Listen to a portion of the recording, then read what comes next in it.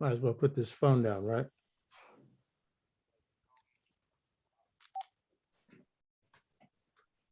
Good morning. This is Dr. Oba T'Shaka, and this is the Dr. Oba T'Shaka Show. Do you want to grow your YouTube channel? Do you want to earn more views, more subscribers?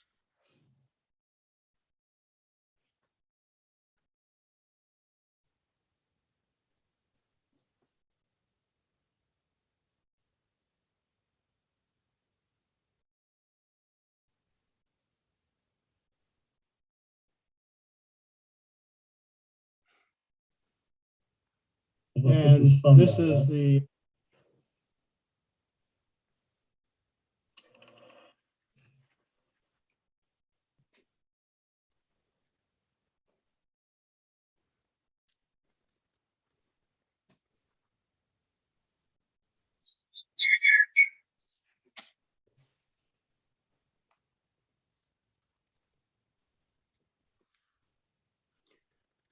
Good morning. This is Dr. Oba T'Shaka, and this is the Dr. Oba T'Shaka Show. This morning, we have an honored guest, Dr. Leonard Jeffries, and the topic that we're going to be dealing with is exploring other aspects of Dr. Diop and Dr. Obenga's legacy not covered last week within the context of the Pan-African movement. So we're filling in, consider this a bookend. This is the other bookend to the discussion with Dr. Obenga. And so there's going to be aspects of the discussion that occurred last week that we didn't get into that we're going to be covering that will clear some things up for viewers. And no better person could I find for this than Dr. Leonard Jeffries. Dr. Jeffries, how you doing? Well, brother, it's a pleasure to be here and still alive. 85, and I'm still alive, and I ain't about no jive. So I'm glad to be able to connect with you and all the work that you're doing, and the others who have been our allies in this enormous struggle to retrieve the African legacy and make it work for our people in real terms. So congratulations for the work that you're doing. Continue to make your contribution. And as long as I have a breath, I'll be here to help you. Right on. Appreciate it, brother. Before getting into the show, I just wanted to do a couple of things. One, remind people to hit the subscriber button. We're growing. We could grow faster. Don't just watch the show and then say, I'm going to subscribe next week. Subscribe right now. Because the way this show works is the algorithms are much better. What we can do with this show, the more subscribers we have. This is a part of a continuing set of discussions on our history. And we know that through enslavement, some of us have become historical amnesiacs.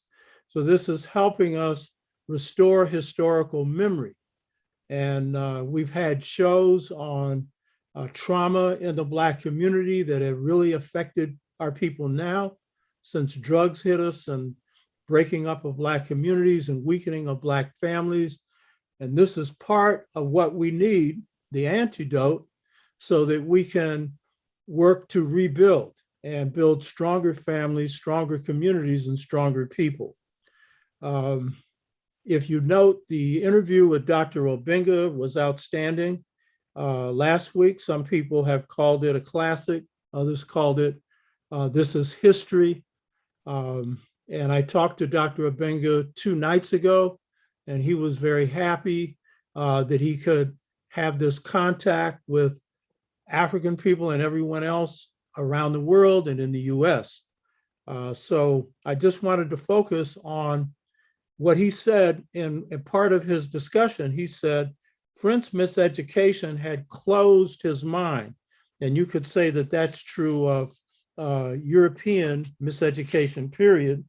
And he said that when he became an apprentice under Sheikh Anta Diop, it opened his mind and it gave him a sense of purpose.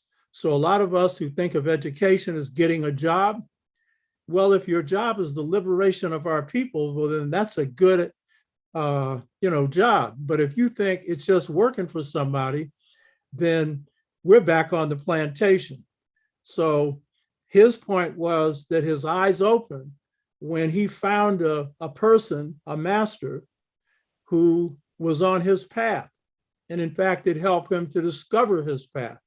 And so that's what this is about, getting you in touch with yourself so that you know yourself. Self-knowledge is the basis for all knowledge.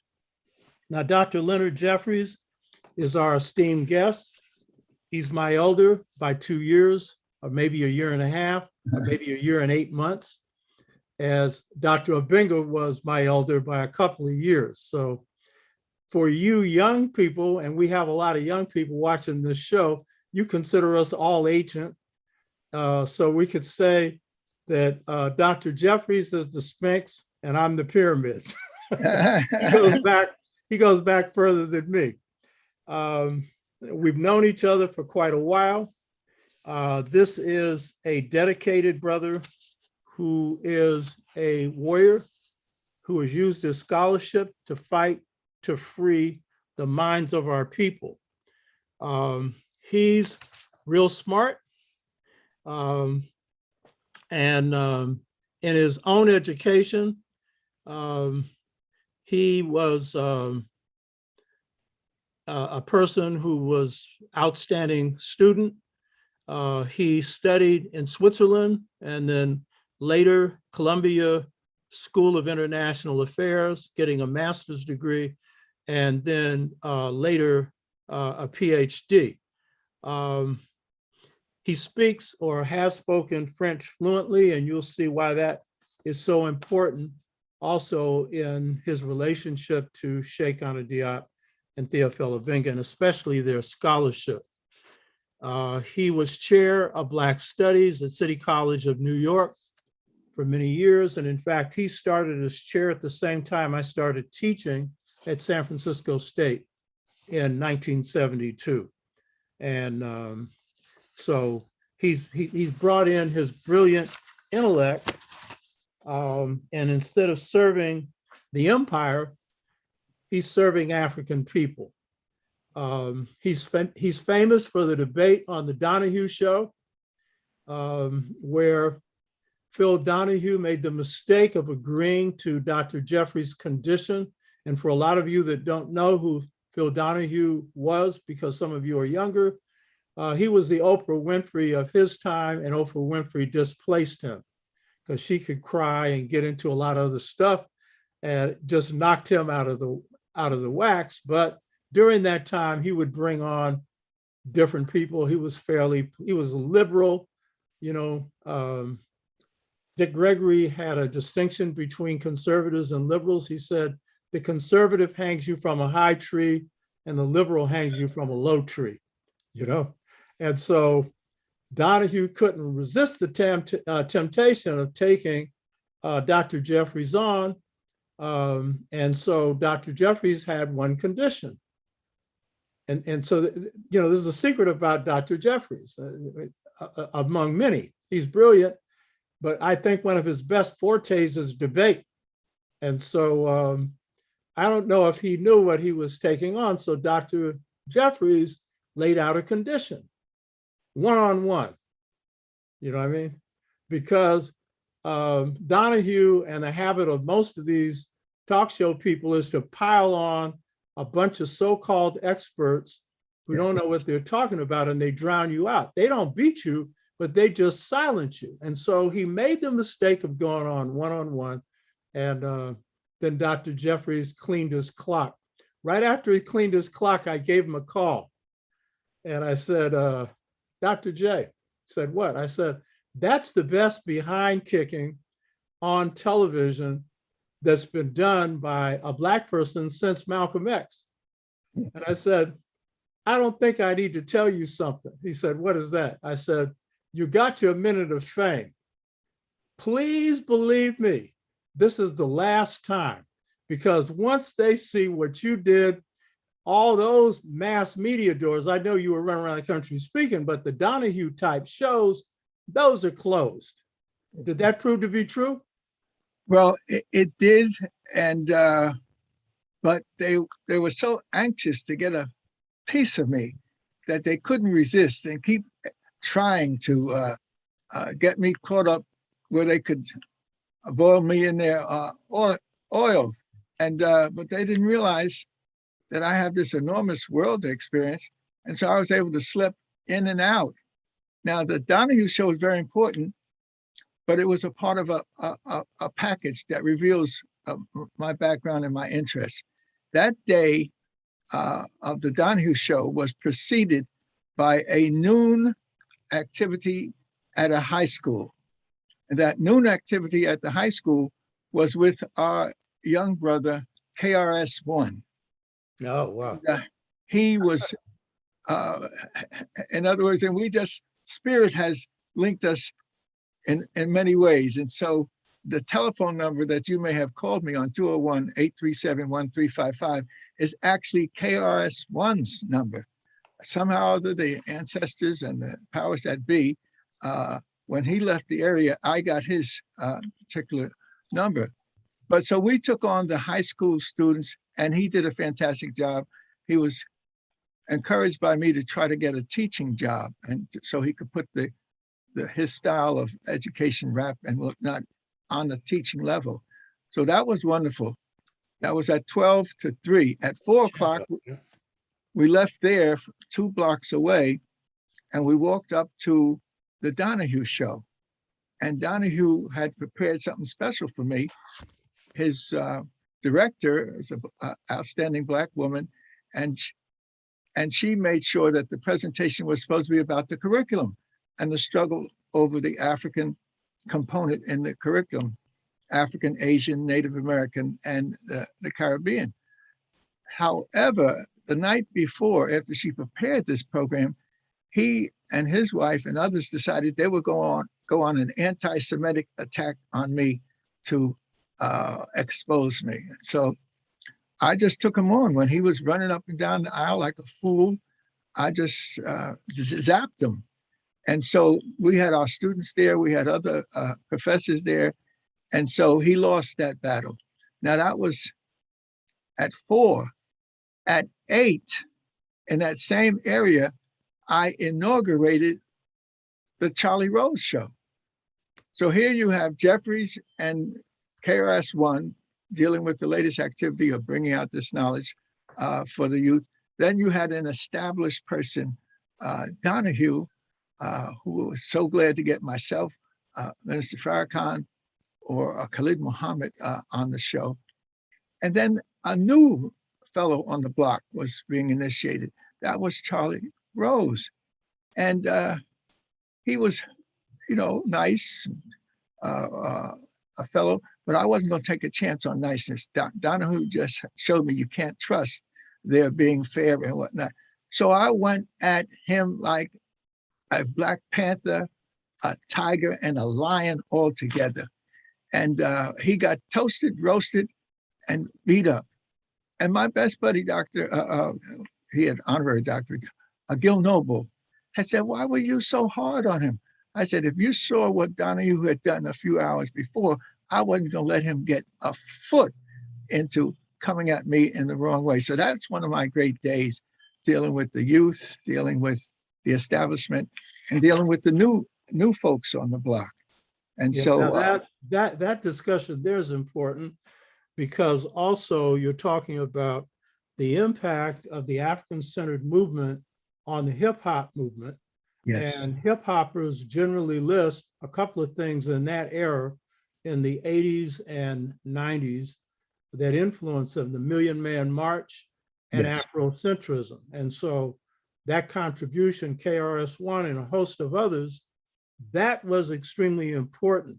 I think we should talk just briefly about how our work intersected, because we were a part of a movement to get African-centered curriculum into the public schools. yes, And so I was chairing the movement in the National Black United Front, which was national, to get this movement across the country. And you particularly, you were active in the curriculum, African-centered curriculum movement in New York with Adelaide Sanford, Yes. and succeeded in defeating some of the leading Eurocentric scholars, one of whom wrote the book on how the African-centered movement was creating a division, a disuniting of America. And so we both intersected on that. That was extremely important. Could you briefly discuss the curriculum movement that occurred in New York that you were part of, briefly?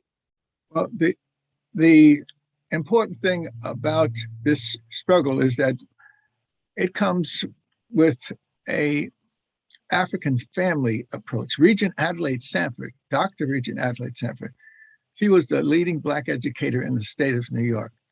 But her reach was so powerful, it was not limited to the Black education. She was so strong that she could go into the prisons where these hard and crusty young Black men and middle-class Black men and older Black men were there together doing what prison life is forcing them to do.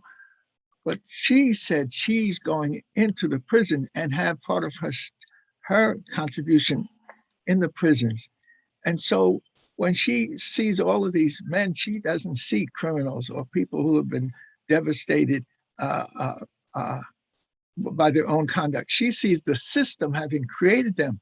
And so when she opens up her lectures, she says, "My beloved," to these hundreds of Black men who have never heard anybody say to them, "My beloved," in the later part of their life. They are scrounging and trying to survive. And here comes this woman coming in with that African mother, African queen mother, African wife, African sister presence. And it's transformative. So she was able to take all of us and partner with Dr. Clark in setting up what we called P.A.P.O, the Board for the Education of People of African Ancestry. In other words, she was not only a great educator and an organizer and a transformer of men and women, but she said, you've got to have an institutional structure to deal with the various bureaucracies that you have to function in to try to change things. And so she is still today. I was on a conference call with her and the leadership of our organization, the Board for the Education of People of African Ancestry, heading toward 95. She still has the same strength. She still has that same interest. She still is trying to direct us and doing the right thing. So to have an elder like Dr. John Henrik Clark and his partner, Dr. Ben, and have an educator like Regent Sanford, who there's no one like her. There's no educator like her, but she knows how to pull in the other educators and create a family. In fact, the group of people that helped us set up and help us purchase a brownstone that we turned into an archival center, a research center, a meeting center, Clark House. The person who wanted to help Regent Sanford, who knew how important her work was Susan Taylor, who had been with Essence and had been successful in the publication area. And Susan became one of her tiger cubs. And what Susan did was she encouraged us to buy this multi-million-dollar building, but she went ahead with helping us raise the money. And we were able to work out a special deal with a Black family that gave us this $1 million building for $250,000 because they were not interested in money. They wanted to put the building into a historical context. And then Susan Taylor said, we can't leave Regent Sanford worrying about a mortgage. So she just came up with the idea, let's form a group of sisters, and that's what they call sisters, not sisters, sisters. And the sisters' role was to raise the money to take the mortgage off the back of Regent Sanford. So they planned the program and they had activities. One of the activities was a quilt. This was a magnificent, wonderful activity. They created a quilt that had multiple patches that our people had used in their culture. But this was a quilt to raise money. And each patch was $500, $2,005, or $5,000. So everybody wanted to get a patch. If Minister Farrakhan got a patch, then Al Sharpton wanted a patch. If the others had patch, then my lawyer wanted a patch. A lawyer who won my victory in the federal court. And then the sisters said, well, our fraternity needs to have a patch. So the patch raised $230,000. And the next day, when we had the celebration, we were able to present Regent Sanford with a house to do her work, to spread that knowledge, and it was all paid for. Okay, so Adelaide Sanford is very important because she was able to orchestrate this move to get a African-centered curriculum into, and Native American and other people of color into the New York curriculum. And then Leonard, Dr. Jeffries was brought in as one of the scholars that put the icing on the cake. And then a lot of grassroots scholars were behind that, but that was a part of an African-centered cultural renaissance that was going on in the 80s and in the 90s, affecting a lot of different things. And so that was extremely important. And I'm saying that and having Jeffries to go into that because it's showing how it's being applied in our people's lives, and especially hitting the young folks. Now, the topic for this morning is exploring other aspects of Dr. Diop and Dr. Obenga's legacy not covered last week within the context of the Pan-African movement. So what we want to do is put this in the framework of Pan-Africanism. So let's, you and I start, and you start, Leonard, a discussion by analyzing briefly, how the Pan-African movement, and particularly the Fifth Pan-African Congress, provides a historical context for Dr. Shekinah Diop and Dr. Theophile Obenga. What was some of the ways in which the Pan-African idea and the Fifth Pan-African Congress influenced Dr. Diop and Dr. Obenga's intellectual and political work? Well, in order to appreciate this historical moment in reference to the Fifth Pan-African Congress, I have to, date myself. Dr. Oba was proud to say in the 70s and 80s, but we really have to go back into the 60s and the 50s, because the Fifth Pan-African Congress was actually, at the time, the world was in chaos, World War II, and the Europeans were killing each other. Whole cities were being destroyed, countries were being destroyed. The savagery of the European needs to be understood and appreciated. And looking at his history, as we unfold our relationship to global history, we need to analyze in detail the savagery of European nations. And this is not the first time they've done it. There's a whole history of the 30 Years' War, the 100-year struggle between England and France, the struggle between the Catholics and the Protestants over so many years. So the Fifth Pan-African Congress is the African response to the global world chaos. The Europeans solved it by setting up in the 1940s the United Nations. And they were using that as a vehicle to solve some of these problems with so-called diplomacy and restore the European control over the world.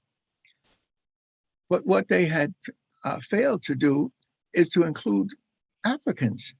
And so Africans from various countries and various regions came together and said, we need a conference of our world to discuss what's going to happen as we restructure the world, because the United Nations did not allow us to have the play that was needed.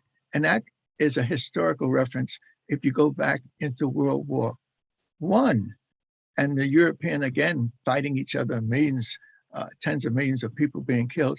And then they had to have a conference to resolve it. And during that time, a great emergency emergence took place around the Emperor Haile Selassie. And he was pleading to the world. And around the time I was born, 1930s, I was born 1937, 1936, he was pleading to the world to have, to take the Italians who were devastating in Ethiopia to come to their aid. And Ethiopia stretched forth its hands unto the world, and they came back empty-handed. But the Emperor Haile Selassie and his people still fought a good fight against fascism. But it was clear that Africans needed to have their own meeting to decide what to do with the African world after these wars of destruction. So in 1945, for me, the Pan-African Conference in Manchester, England, was what I call one of the key 50-year turning points of history.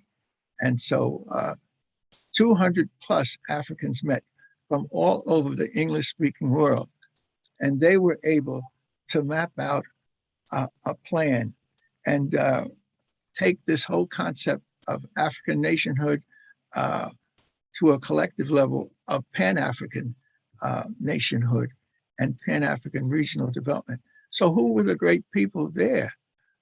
It was headed by, of all folks, the one who we consider the literary genius, Dr.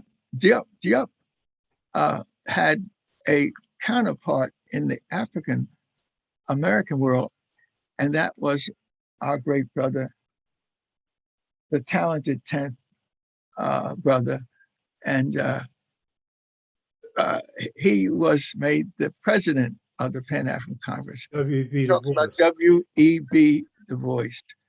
And to assist him was a young African from Ghana who had been inspired to look for some of the exploding knowledge occurring in the so-called New World, in the Caribbean, in Brazil, and in America.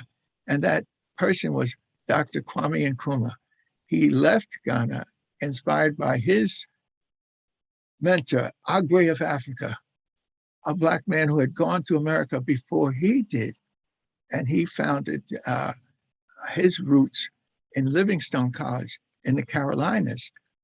And he got so strong relating to the struggle in America and the Caribbean and relating it back to Africa that he spent 20 years in the Carolinas. But he became an inspiration for all of these young, bright people like young Nkrumah, that you can go beyond Ghana. You can go into the so-called Pan-African world where African peoples are, and you can get strength and understanding. So Nkrumah's experience in America fortified him to become this great Pan-African. So he was the secretary of the conference. And then you had the female principal represented by the wife of Marcus Mosiah Garvey.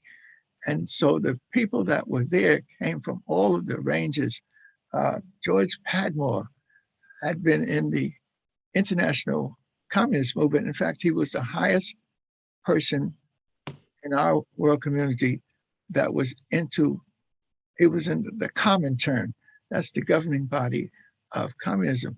But he was able to see white nationalism take over the philosophical context of this new communism. And it wasn't a philosophy, it was a raw power. He saw white Russian nationalism take over the so-called theoretical communism of Marx and Lenin. And so this brother from our Caribbean population said no. And he wrote an outstanding work called Pan-Africanism or Communism. That's George Padmore. And he was brought by Nkrumah to come into the new nation of Ghana and bring his skills. And so we have to see this coming together of the mix between our folks in the Caribbean and South America and Black America, and those who found their way in the various corners of the African continent. It's a fantastic solidification of the flow of ideas and whatnot. And so nationalism and building a new nation was the primary target. But as they got into the nationalism, they began to realize there's a root to nation building. There's a root. I use it in what I call a pyramid analysis to process all of this information. You need a formulation. So I call out to the world that we have a sacred mission. Dr. Oba T'Shaka has a sacred mission. He's felt it for such a long time. You can still feel it oozing from his body. And so his work that he did in education and other things comes from this understanding of the sacred mission. And our great minds and great experiences have been trying to expose it to us. It's beyond politics. It's beyond economics. It's beyond culture. In fact, it's a synthesis of all those three things. I call it the pyramid analysis, which is absolutely necessary for us to appreciate who and what we are and where we have to go. Now that part we don't have time to get into today, but I think that your contextualizing of this was brilliant, and I hope people got this. The key point about the Fifth Pan-African Congress is it's the most important meeting of Africans globally in the 20th century because it plotted African independence, and then Nkrumah was able to go back to Ghana and was the first to launch this movement for political independence. So it's important to understand that. I have a little story that John Henrik Clark told me that he may have told you, and it's about C.O.R. James. C.O.R. James, the author of Black Jacobins, gave Kwame Nkrumah a letter to introduce him to George Padmore. Have you heard this story? No, go ahead. And Nkrumah was smart enough not to give him the letter. I'm pretty sure he opened it and read it. And the letter said, this is C.O.R. James introducing Kwame Nkrumah. He said, Kwame Francis, that was his middle name, Nkrumah, is a promising but confused young man. He said, help him out and help develop him. So when Nkrumah becomes head of Ghana, he has a conference, and I think John Henrik Clark was there because the way he told the story, it sounded like he was there, and he pulled out the letter. And he read it. And John would say of Nkrumah that he was a practical joker. After he beat you in a debate, those real beautiful white teeth would flash, I got you. And then he would tap you on the shoulder. And so he read the letter and then he said, am I still a confused young man? And then he went, ha ha, he's Prime Minister of Ghana now. So that's a side story. And what Dr. J is saying is that this influence of the African in America on Nkrumah is important because the idea of Pan-Africanism was developed by Africans in the US, Trinidad, in the diaspora. And so he gets a deepening of an understanding of this idea of African unity from the African in America. He was a part of a study group in New York that John Henrik Clark was a part of, that Dr. Huggins was in charge of, or Higgins, and that all helped shape him. Then when he goes back to Ghana, George Padmore is a principal advisor, and according to John Henrik Clark, Padmore recommended to Clark the idea of forming the Organization of African Unity. And according to John Henrik Clark, that was Nkrumah's best period when he had Padmore around him, because one of the things Padmore advised him to do was to be open to the people of Ghana. So he had one day where any Ghanaian could come and meet with him in his, the capital of Ghana. So talking to Theophil Obenga, when he talked about the influence of these leaders, he said this: they were like gods to us.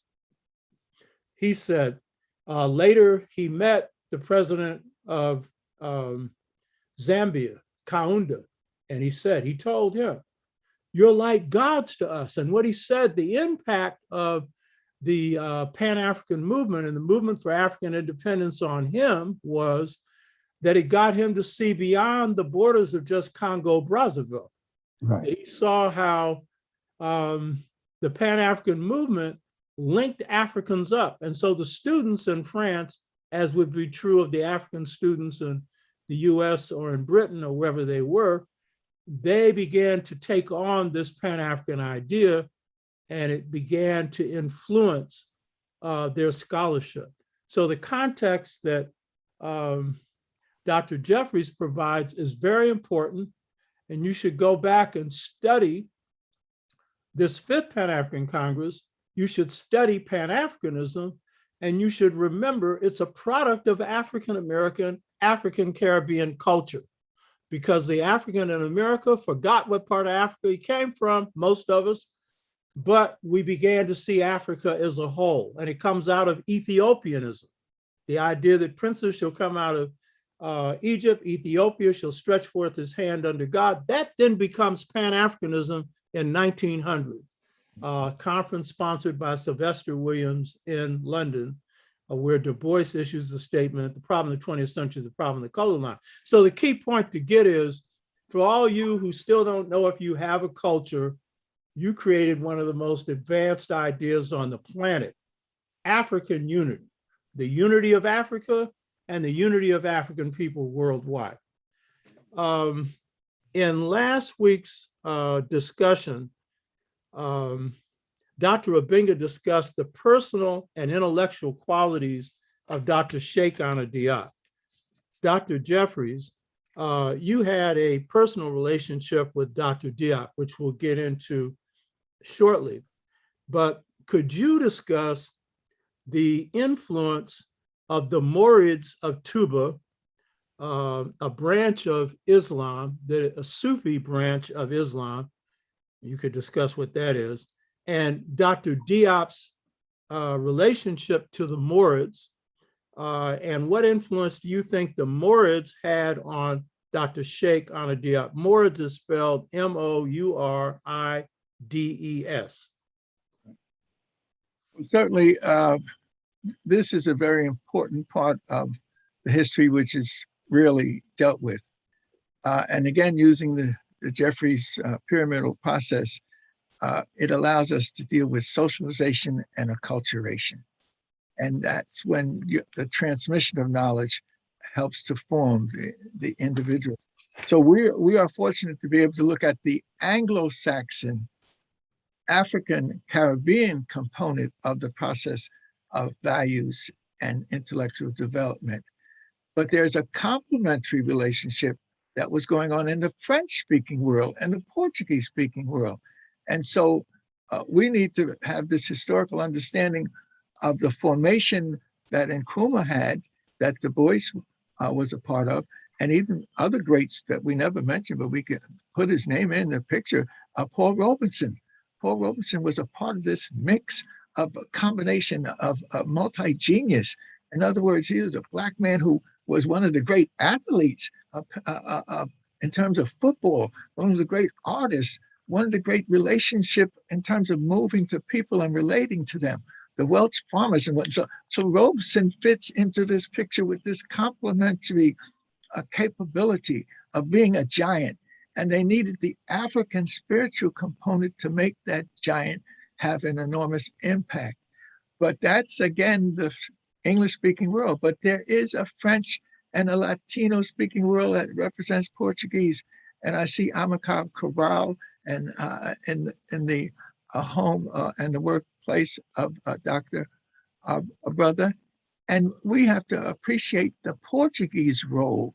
It's a limited one. We don't think of it as Britain or France, but the Portuguese role was very significant. And these islands off of Africa came this consciousness of struggle. And, so that the French-speaking complements the English-speaking Pan-Africanism. And the key person that I would like to highlight, besides Diop himself, is his mentor. And his mentor was Alioune Diop. Okay, before that, go into what you think was the influence of the Murids of Tuba on Diop. Well, if we're talking about any of us, we're talking about socialization and acculturation. And so we inherited from our families a certain sense of values and sense of worth. And so he was born into Africanized Islam that was based in Senegal.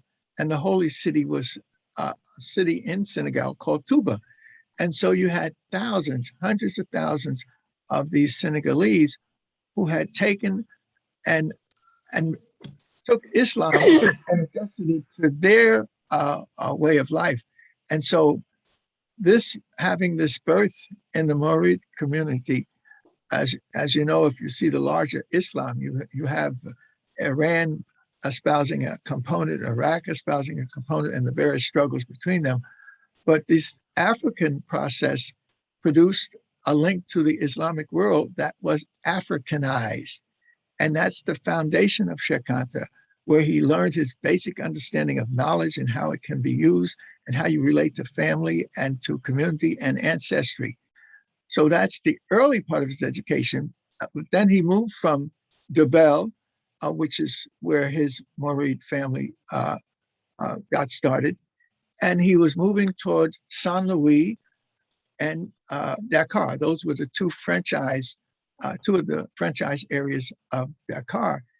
And they had a tradition in those areas of giving the Africans the best education that a Frenchman could have. Now, this is most unusual. You'll say, why would you do that? Because they knew they needed Africans no matter what move they made on the African continent or in other parts of the world. They needed educated, trained people.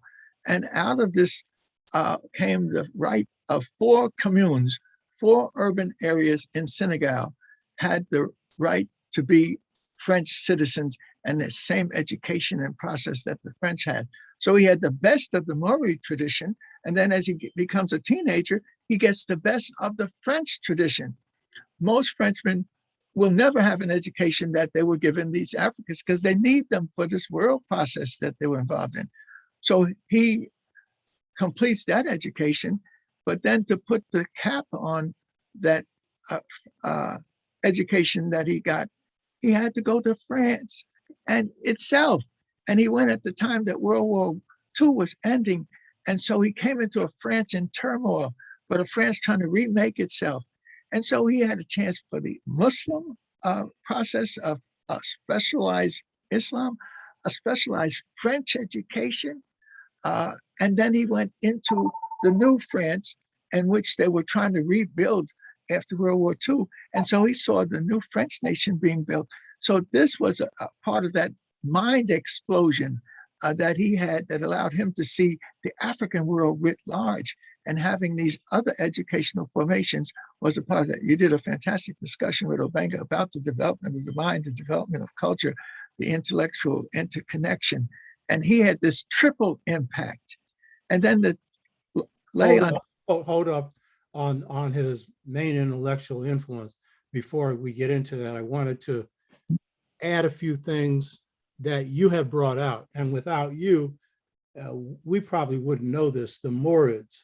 You made the point when I was talking to you that one of the ways in which the Morids Africanized Islam was that they said you didn't have to go to Mecca. You can go to the second largest city in Senegal, Touba. But this is an indication of what a lot of us don't understand, that when Islam comes into Africa, it has many different faces. It wasn't all by the sword. And what happens in West Africa is the West Africans insist that the only way they're even going to look at this Islam is through African culture. And so African culture is the basis for them embracing Islam. So the Bambara, when they take on Islam, they use a Dunaso, which is the table of signs system transmitting knowledge that the Dogon used, so that their masters are traditionalists. And in the case of the Murids, the Sufi branch of Islam is the branch that Africans were most inclined to. And I'm gonna make this analogy because a lot of you don't think that Black religion in this country has any African foundation. And that's because you don't know the history of the Black church. When Blacks made the decision to embrace Christianity, the end of slavery, they picked the forms of Christianity that were most African, the ones that were democratic, the ones that allowed spirit possession, praise worship, a host of other things. And that became Baptist, Methodist, and then they created Pentecostal. So what happens in Africa is Africans take a form of Islam, Sufism, which in this case is Murid, which is spirit-based. And that is the way in which they continue their own culture. And in many parts of Africa, the women are held in high regard in West African Islam, whereas among the Arabs, that isn't the case. So a host of things, it becomes Africanized. Now, I was talking to Dr. Obenga 2 days ago. I was telling Dr. Leonard Jeffries, that we had a conversation. When I interviewed Dr. Obenga 25 years ago, he made 2 comments. One, Dr. Sheikh Anta Diop did not have much of a library. 2, that his intellectual approach was intuitive. And so I called him mainly to ask him, what did he mean by intuitive?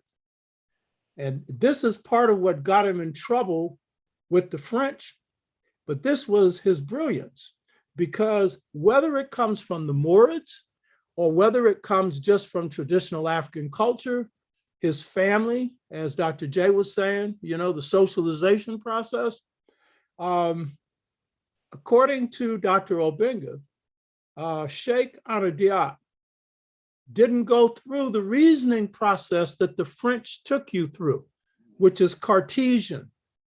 And you have to do steps.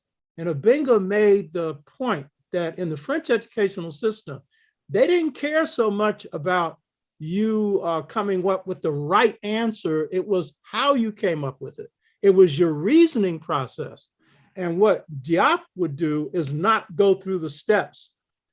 Whatever it was, whatever the subject was, he could get right to the answer because he was drawing on intuition strongly. And what Obenga also said 25 years ago was that he was usually right. So this is an extremely important thing to understand, that is Dr. J's talking about the triple influences that he gets, Murid, the Marxist influence, and the French education in general, and he's getting the best of French education, which can also be the worst, but it's the best that they have to offer. But he's coming at it through an African lens.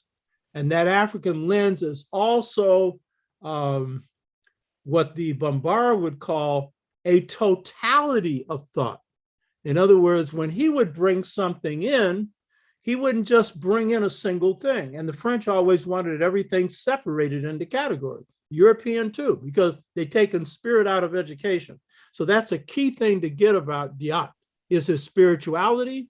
And as you noted last week, Dr. Obenga talked about his humility, which is also a reflection of high spirituality, which is also a reflection of African culture. So this point is extremely important. Now, Dr. J, get back into what you wanted to talk about, which was his major mentor, Leonard Diop.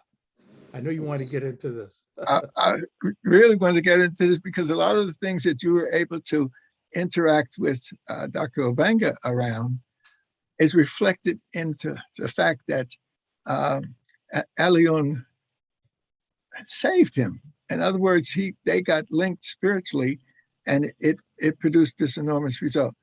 I would like to say also that in the Murid tradition, it was not only in relationship to Sufi spiritual processes, but when I use that triangle shape, and I'm talking about economics as the foundation of it all, politics as the management of your economics, and then culture as the key to keep it together. The Murids, economics, they weren't buying any European, because they had control of the economics, they had control of the markets, etc. And then the cultural tie was, the political tie was so strong, they had their own political operators. And it saved Sheikh Anta Diop, because He was in conflict with them, but since he was a Maori, they could not, the French couldn't touch him. And the franchise leaders like Senghor could not touch him. If anything physically happened to Cheikh Diop, and it was related back to either the French or to the franchise Africans like Senghor, there would be, all hell would be breaking loose. And so he was kept alive to continue his work because they knew that anybody who would damage him would have to pay a price. And the beautiful thing was they took the Senegal tradition when they wanted to modernize Dakar and knock down a certain area of Dakar, which is the Medina. And this is where the Africans lived in their communal and cooperative way. On the way to the airport, you just went miles and miles and saw this Medina. But when they wanted to modernize the Medina and bring it up to modern standards, the compromise was worked out. And the compromise was that you can have and destroy the Medina, but we have to have a great mosque in Dakar in place of and the new housing. So this new housing in Dakar, C.O.R.E 1, Liberty 2, all these housing estates, you have this magnificent mosque right there in the middle of it. So here's this guy who's got Marxist-Leninist background, Dakar, the famous philosophical French background. He's got the Maori background. And he remained a humble servant of the people in an extraordinary way. It's almost unbelievable to understand who this guy was. And so, but you can feel him. One of the most important books that you have to have is Civilization and Barbarism. This is just part of the work that he did. Another important work by Cheikh Diop is The African Origin of Civilization, Myth or Reality. But who put this together? Mercer Cook, Dr. Mercer Cook. Who's Dr. Mercer Cook? This is an African-American scholar who had a French experience based at Howard University. And so you have the connection of great Black institutions, great Black thinkers, Black organizations hooked up with this African explosion of knowledge. And so we have to tap into this. If you want to empower yourself, don't hang out there with some fruitless activity. Get into this transformative activity. And the relationship between my brother and myself, we were on the West Coast together. He was doing his thing in San Francisco and Oakland. That's difficult territory. I had sweetness in my life. I went out to California for a conference, and before I knew it, they wanted me to come out there to set up a Black Studies program in San Jose with all the peach trees. We lift up our kitchen. Here's New Yorkers and Norca. I told my wife on her birthday that I bought her a house. She said, "What?" I said, "Yeah, I bought a house for your birthday. And you can pick up your kitchen window and snatch lemons off your lemon tree and go out to your back porch and take orange off your orange tree." But we went there with that nice amenity, but we went there to do the work and set up one of the most significant Black Studies programs because it didn't have all the political stuff that Oba had to deal with in San Francisco. We could just go and say, "Look, this is the blueprint. We got to go to Africa." And the people said, "When?" I said, "Next summer. Every summer we go to Africa." So we made it a course in which you would travel through Black America for 30 days and get course credit going from Los Angeles, the Bay Area, then down to Los Angeles, over to Houston, and then on to New Orleans, and then to Tuskegee, Alabama, Atlanta, and North Carolina, Washington, North Carolina, and in New York. And from New York, we took 16 students, Dick Gregory's two babies, 8 and 11, Lynn and Michelle. We took 16 community leaders from the Bay Area. We took a lawyer, Mickey, Dr. Oba, who was in a wheelchair. And he had his manservant, and they went to Africa with us. It was a fantastic experience. So I'm trying to say that what you did with the political and the important things that had to happen in the Bay Area, you did, but we were complimenting you as best we could down in San Jose. Now, Ron, a fellow called Ron, was up in the Bay Area, and we said, well, let's jointly go to Africa. And he said, no, we in the Bay Area are so politically conscious, send the welfare mothers. That was the response I got. So I said, well, we're going to go on our own, which we did. And it was a transformative experience because we met with these babies. That was the draw, babies traveling. And the people wanted to know, who are these babies? And when we got to Paris, a spirit force came at us and knocked us on our butt. We didn't know what it was. And we looked up and it was Josephine Baker. She saw these young babies with this other Black group and she wanted to know who it was. And then she knew them from her experience in America, which we need to know more about. She knew the significance of Dick Gregory and the work that he was doing. Now, Leonard, what you're discussing is very important, and what people need to get is Dr. Leonard Jeffries and his wife spend more time in Africa than just about anybody. And so linking Africa up to the African American experience, whether it's Black studies or whatever, has been key. But could you go back to Leonard Diop? Yes, I have it right here. On Sheikh Diop. I know that I could feel you, and I know that you were ready. And so this great work is one of the greatest works in history, as far as I'm concerned, history. And Diop wants to pay homage to the elder who opened the door for him. I dedicate this book to the memory of Alioune Diop. And Alioune is spelled A-L-I-O-U-N-E, Diop, who died on the battlefield of African culture, not on the battlefield of African politics, not on the battlefield of African economics, but the battlefield of African culture. That's a fantastic understanding of where Diop's mind was. Alioune, you knew what you came to do on this earth, a life entirely dedicated to others, nothing for yourself, everything for others, a heart filled with goodness and generosity, a soul steeped in nobility, a spirit always supreme, simplicity personified, explanation point. Did the Demerge, meaning the mover and shaker of the universe, want to provide us with an example, an ideal of perfection by calling you into existence, ?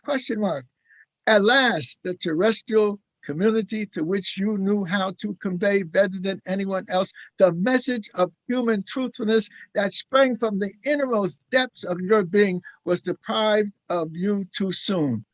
But the remembrance of you will never be erased from the memory of African peoples to whom you dedicated your life. That is why I'm dedicating this book to your memory in witness of a brotherly friendship that is stronger than time. Check out the Diop, Dakar, Senegal. Don't get no deeper than that. That sounds like Obenga's description of Diop. Yes. Diop's description of Leonard Diop. You know, so they had this complementary, they had generations of this linkage. And in fact, Diop's oldest son, Mbaki, is named after the leader of the Maoris, whose name was Mbaki. And so we've got to see this family connection, this spiritual connection, this flow of knowledge, this transformation. Once you get into this process, you can't become a Negro and just think you can just sit and have some watermelon. You can't become a Negro who's just tied into the European and throwing the African in the garbage. You have to stand and be a force. And so that's the French side. But then you had Nkrumah and others, Nyerere, on the English side. Yeah, we'll deal with that later. Now, one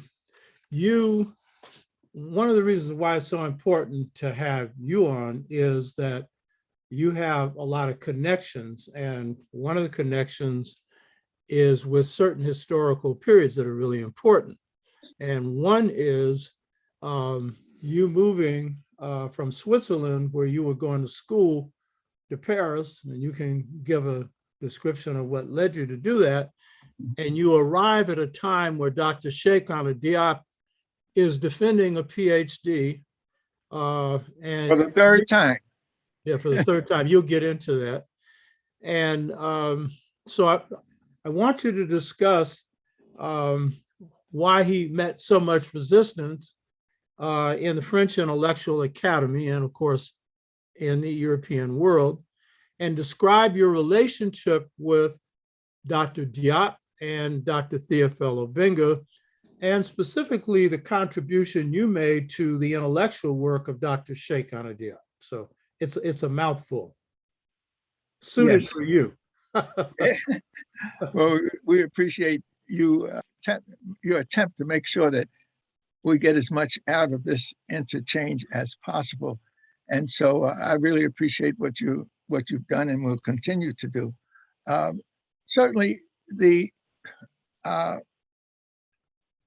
work of our world is usually limited to individuals. We are attached to Nkrumah. We're attached to Garvey. We're attached to W.E.B. Du Bois. We're attached to one of our radical leaders, President C.O.R.E, et cetera. But we don't see the family affair. We don't see how connected they are together in terms of these important things. And so I was supposed to be a lawyer. Thurgood Marshall was my model. And so even the white boys, when in my high school book is there, I designed the first on the cover, and it's the Athenaeum. And when when our parents put in this, that we need lawyers, you're going to be Thurgood Marshall, that's what my mother was trying to say to me. But my father was interested in baseball. He played in the Negro League. So I wanted to be Jackie Robinson. So I had this conflict between trying to be Jackie Robinson or being Thurgood Marshall. But when I went to Europe, that helped me solve that situation because I saw the world. I wrote an article called A Closer Look at the World, that we're not looking at the world. We're seeing these negative or positive images of Paris and the Champs-Élysées and all of that. But there was an emergent movement of technology, of communism, of Pan-Africanism that I was able to be a part of when I was in Europe. But I had gotten to the point where Switzerland was a good base from which to look at the world, but it was not what I needed. And so Spirit said, leave Switzerland and go to Paris. And so I said to Spirit, I said, I haven't left anything in Paris. I mean, I don't need the women walking down the Champs-Élysées looking for furs and stuff like that. I don't need Gucci bags and whatnot.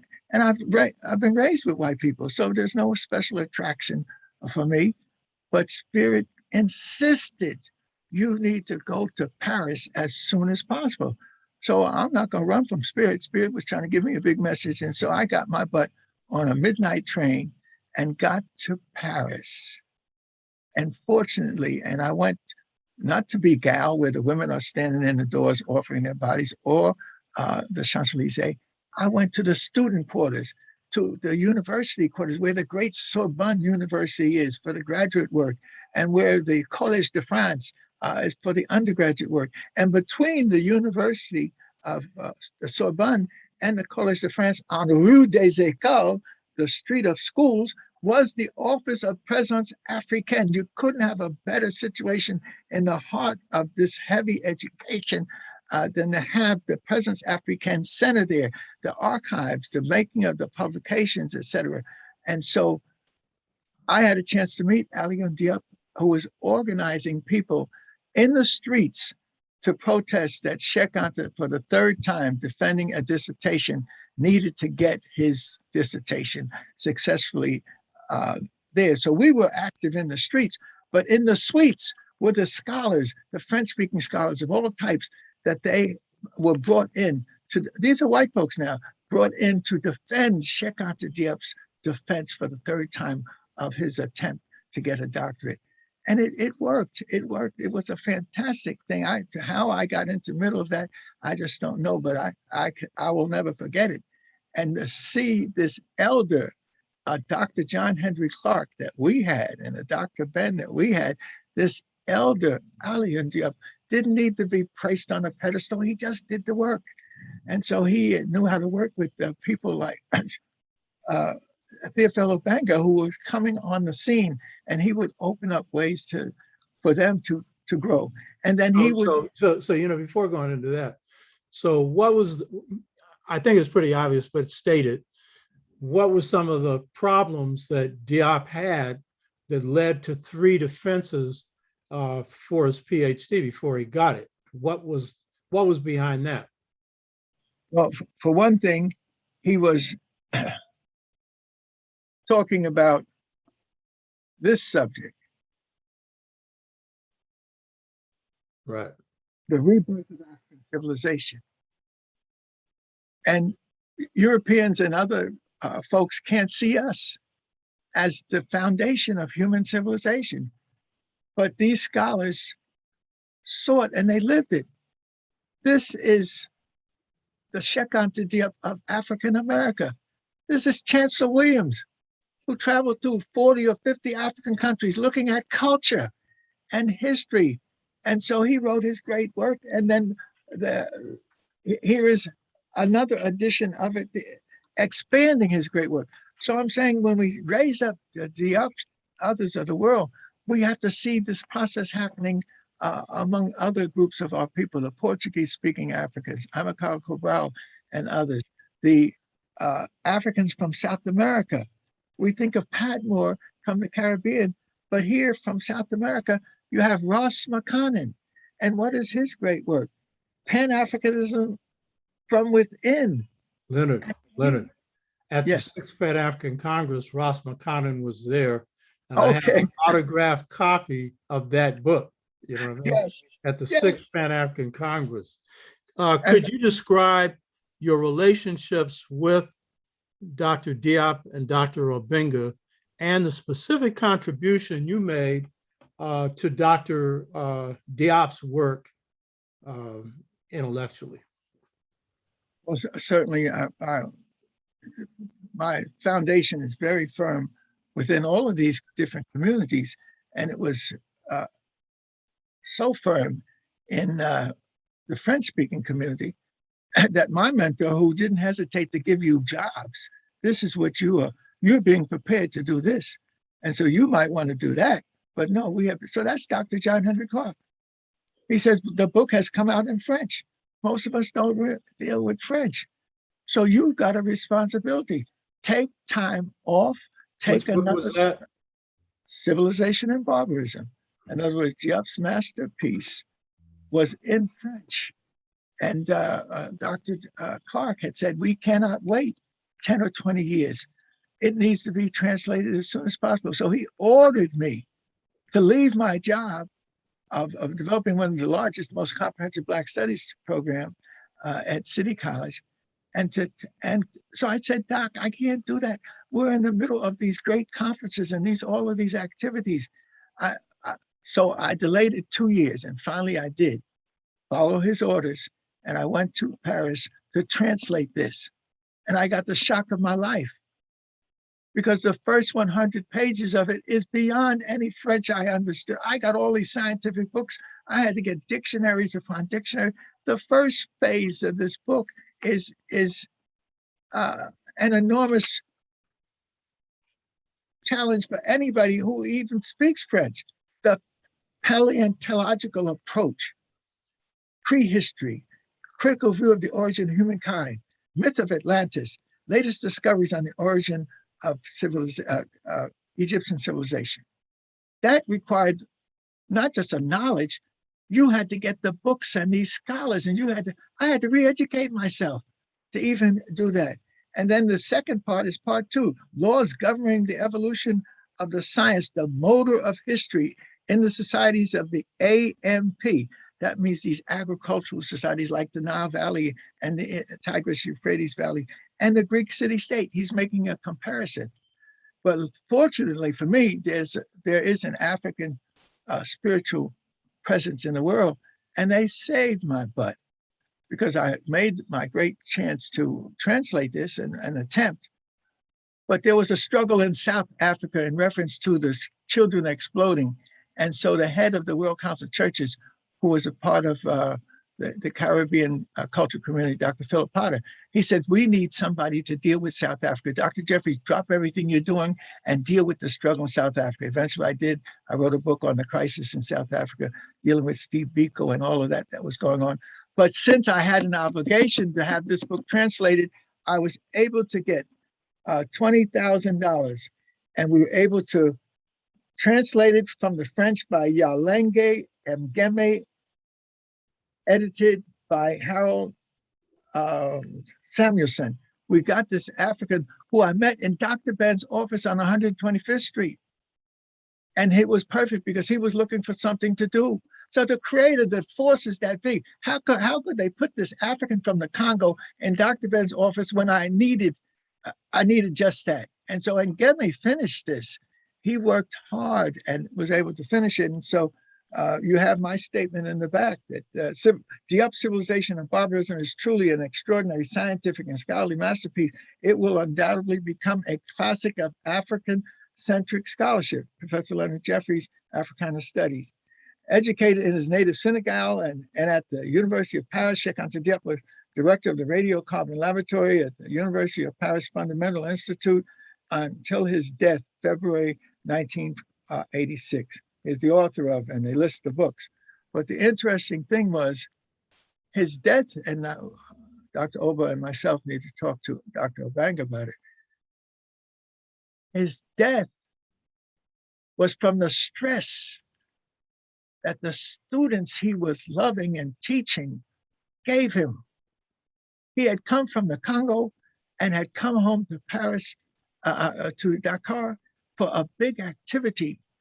And the students he was giving his life to had him for 14 hours of some ridiculous experience. He didn't survive that. But Obenga would know more of the detail. But it was these youngsters who were hounding him. And he was banned from the University of Dakar because Senghor was not going to give him that status. But he had a radiocarbon laboratory at the gate of the university. And then when you went into the university, you had these beautiful buildings and whatnot for this great education. But because there is justice in the universe for African peoples who try to do what they need to do, the whole university system in the 4 campuses in Saint Louis, in Dakar, and other places, all of it is named for Cheikh Anta Diop University. So in spite of the fact that pressure from these students helped to drain his energy and he passed on, the university system has now been recognized as his great contribution. Now, I would say that everyone needs to realize this, what Dr. J just said, translating Civilization and Barbarism from French into English is a major contribution on your part. And that book is a very important book that people should read. Now, in talking to you earlier in the week, you made a comment that it was in reference to a statement that Dr. Cheikh Anta Diop made, and I want you to expand on this. You said, in talking to him, he said that a wind would come from the west, an African wind, and it would blow into Africa, and that it would be very important for Africa and the African world. And so that's important. And then in that context, could you discuss his interaction and yours with John Henrik Clark, which you just mentioned, and any other major scholars that he interacted with, and the vision that people like Jacob Carruthers, you, myself, and others have had on the project of the African University, which Dr. Obenga has brought into being, along with the support of the president and the political forces in Congo-Brazzaville. So could you talk about first, what did he mean by this? A wind would be blowing from the west to Africa. What do you mean by that? Well, Cheikh Anta meant that the awakening of all of this explosion of information and knowledge. Even for example, in the National Geographic, they have the conquerors of ancient Egypt, the black pharaohs. That this explosion of information was such that he was able to predict it. He wanted to come to the United States, and he had several opportunities, but it didn't work out. Even when I had an international conference at City College, we sent him a ticket, but Senghor wouldn't let him leave the country. So he didn't make it on that trip. But later, they did have a conference in Atlanta that Dr. Finch and Dr. Van Sertima, Dr. Asa Higgin, and others organized. He couldn't make it for that conference. The plane had trouble, and he had to, he called me to tell me that he was not going to make it. Could I contact the people in Atlanta to let them know that he's going to come on a later plane? Which I said, don't worry about it. When you come on a later plane, my father lives near the airport. I'll spend the night with him, and I'll meet you at the plane, and we'll help you make the connection to Atlanta.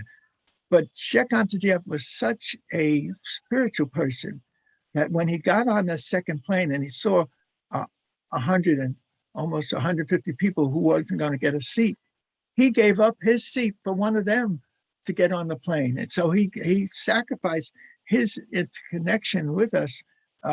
That's the way he was, self-sacrifice. However, it turned out better because instead of him being a part of a conference with all of these speakers, he came the following year, and the whole conference, they had a whole conference around him. He was introduced to all of the power and the force in Atlanta.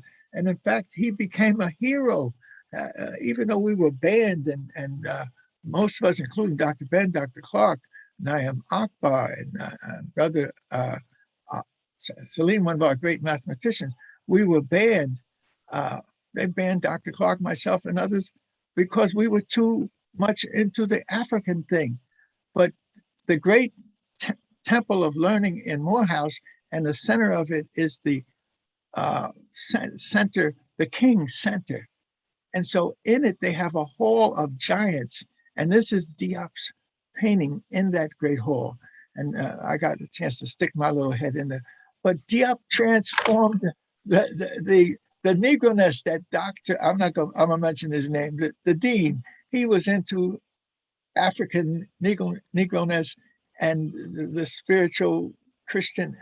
But Asa, using his spirit force and power, his mother was an evangelist of the first order, and Asa was able to transform all of that negativity into a positive. He had a whole day, they had the mayor's office, and so and Diop's portrait is put in this great hall and whatnot. So, brothers and sisters, the power of the spirit is phenomenal if you can tap into it.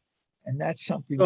So what you were saying, which is so important, Diop being intuitive, but probably by the time this happens in Atlanta, it's fairly clear. But early on, he's seeing a wind blowing from the West, US, other places to Africa. And this is an awakening wind.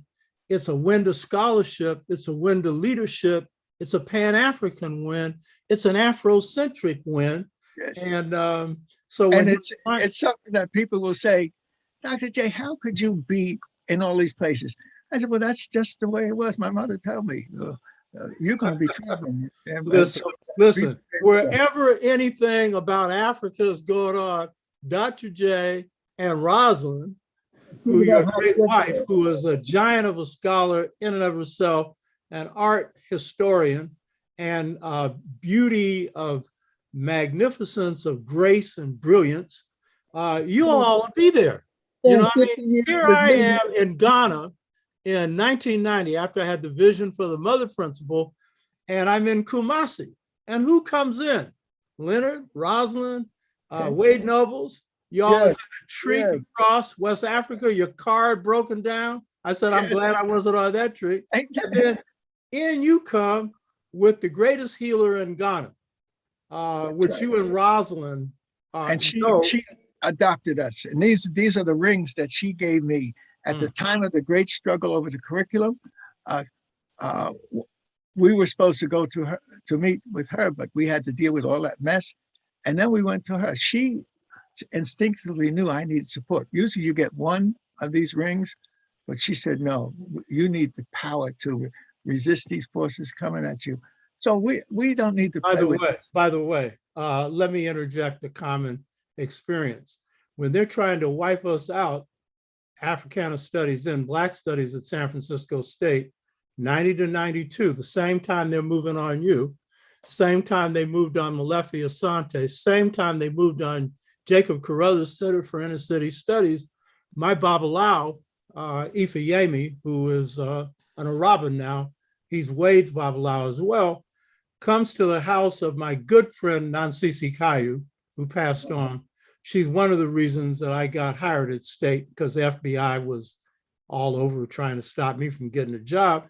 And so he gives me a reading. Now, we had just had a retreat to lay out the new direction for Africana studies, the only retreat that I had with no agenda. And we had come up with the shift in the paradigm for the discipline. And it was around Wade Noble's partner, Lawford Goddard, who said, this discipline is not interdisciplinary, it's multidimensional, meaning our best scholars are into many different realms. You heard Obenga last week, a linguist, a paleontologist, a historian, he's multidimensional. Yes. And so then we see African philosophy and spirit's going to drive the discipline, but at the same time, the Hoover Institute is out to wipe us out. And at the same time, major corporations and the president of San Francisco State, representing the California State University system, has ordered our demise. And then I'm targeted with a course I taught on Black politics that they try and duplicate. President brings an unwitting, because this Black person did not know he was going to be a part of this, scholar from Howard, gives them instant tenure, full professor, and a housing allowance. Only the president gets a housing allowance, and they use this course on Black politics to duplicate mine. Duplication, if you get away with it, that's the way you put you out of business. So my Babalawo comes in, just as you get protection from this great healer, he comes in, knows nothing about it, and gives a reading. And in Ifa, I'm wearing white today. My Orisha is Oba T'Shaka, the oldest of the Orishas. My favorite color is white. Don't read anything into that, because you all read race and everything. It's my favorite color. And the white everything. It's the white rug, it's the white this. I mean, he's got it. He's in his heaven. He's created this fantastic. So Ifeyemi does the reading. Now, there's a good Babalawo or a good priest in any of the African systems is good in prediction. And basically what you're seeing with Sheikh Anta Diop, when he said the winds from the west are blowing into Africa, that's a prediction. And that is itself is divination of a sort. And so my Babalawo comes in, does a reading. And what does he say? Powerful forces are out to wipe your department out. No thing about, oh, you have a problem? What is it? Ifeyemi is always very precise. So year after year, he comes in. It's a 2-year battle. So finally, I'm in his village, in his Shogbo in Nigeria. He gives me the same reading. And I said, Ifeyemi, I already know this. We've been fighting for 2 years. Do something. So I said, what's the name of the president at San Francisco State? Oh, wow. 3 months later, the president gives up and we win. And then Ifeyemi comes back. He did not know anything about this. See, I'm saying this to tell you about the mind of Africa. It doesn't just see behind, it sees ahead, and it can see things that you think is impossible to see. So this one, he didn't know we had won. He does a reading. Victory over your enemies. And then he said, you must do this, this, and this to prevent this from happening again. So this thing that Dr. J is talking about, this is Africa, baby. That's and right. This is the Africa inside of you. That's the spirit inside of you, because I know he did something. He helped us get the victory. Now we had to fight. Blacks here are too much into put it on God and put it on Jesus and go to sleep. Now, praise the Lord and pass the ammunition. You got to fight. And then when it gets close, maybe you'll get a little help. You don't want it to get close. You want to run over your enemies. So the point, I just wanted to interject that spirit thing that was in Diop, that was in this great healer from Ghana, that's in us, that's our salvation right there. And you can believe that we believe that the passing it on, they consciously passed it on. The priestess who, the golden stool, the spirit of Asante can't go anywhere without her fly whisk and removing evil spirits. She represents this special spirit power that is within us, particularly in our women, our queen mothers. And so how did she meet my wife? My wife is so spiritually connected. There was, we had a group of 30 and we were about to make a tour of Ghana from Kumasi going to the Great Dam project. And while we were in the gassing up, a little fellow came to our car and said, our vehicle, and said, "Where are you going?" We said, "Well, we have an appointment to go see the Great Dam in Ghana." He said, "You can't go. This is a little guy. You can't go." I said, "What do you mean we can't go? They're waiting for us." There is a major ceremony in the palace, which only happens once in a while, the passing of two spirit souls, the king that's gone and now the new king that's going to take his place. You have to be in there. This is a little kid. So I said, "Rosalind, what are we going to do?" So we decided to do like we always do. You take half the group into the ceremony. I'll take half the group to the dam. And while in that ceremony, the golden stool was brought out. And that's just special. In that ceremony, the priestess saw a group of strangers come into the ceremony, and Rosalind wasn't properly dressed in the normal red and black and for the funeral, but she did wrap her legs around her kente cloth. And so she was conscious of trying to be properly prepared. The priestess sent her fly whisk out for Rosalind to come out to the center of this couple thousand people gathering, a special gathering. And Rosalind, fortunately, has enough of the experience she went to Africa before, and many of us did, including myself in 1960. Rosalind knew to come out and dance with the priestess in the middle of this crowd. And that endeared us forever.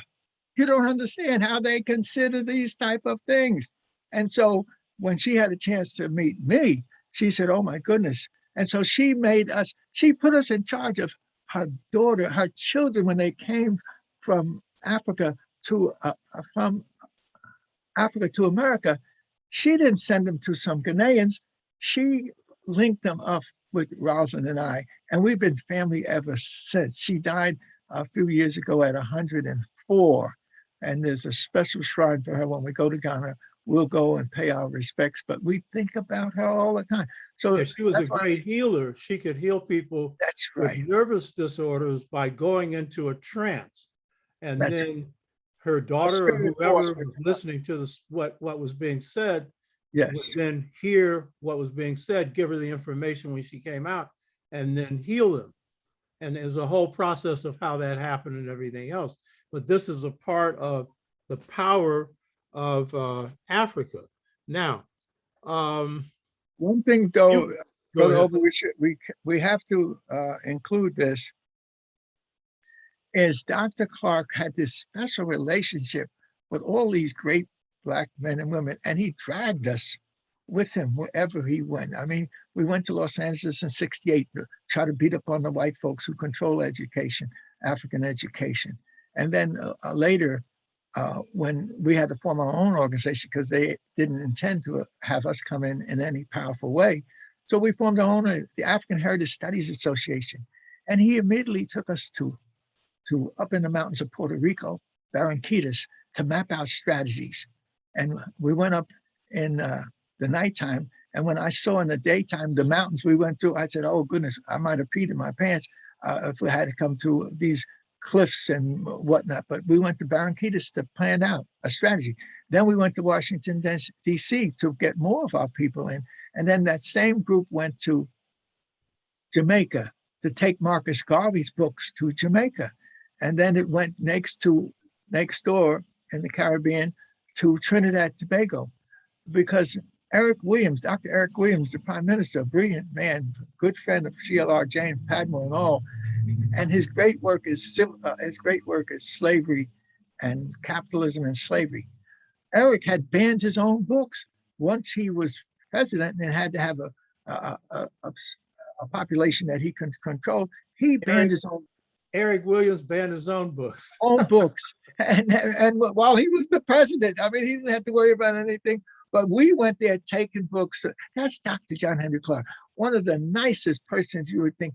But he had a general mentality, and he took us where he needed to go. He was a good friend of the UNESCO leader, Mokhtar.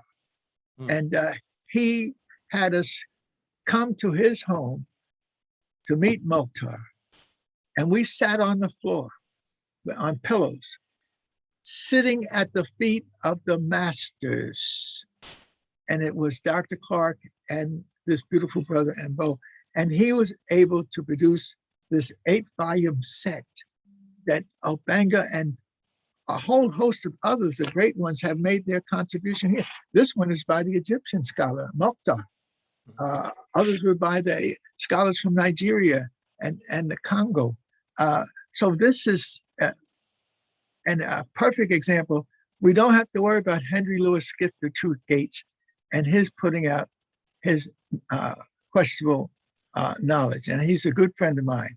But so what Dr. Jeffries is explaining here is when Dr. Sheikh Diop says the winds of the West are blowing into Africa, and he's referring to a lot of African scholars in the US and movements and everything else, John Henrik Clark being one of them, John Jackson, who was an influence on John Henrik Clark, Chancellor Williams, Dr. Carruthers, who comes up later. And by the way, Dr. Jacob Carruthers, he liked to call himself Jake from Chicago. Jake had very little ego. The only time I heard him say anything that was anyway sounded like ego, he told me that anytime John Henrik Clark could not make a speech, he would send Jake. Now, Jake had to tell me that because that is a high honor. That's right. You know what I mean? That's about as high as it gets. And then when a message would come from John Henrik Clark to Carruthers, one was sent by me to send to Carruthers, and the message was, because John liked big books, so he wanted you to write big books. So he said to me, tell Jake that he should write a bigger book on the irritated genie, the Haitian Revolution. Well, now this is interaction of scholars, because Jake had the mastery of brevity, something that neither you or I have. Yes.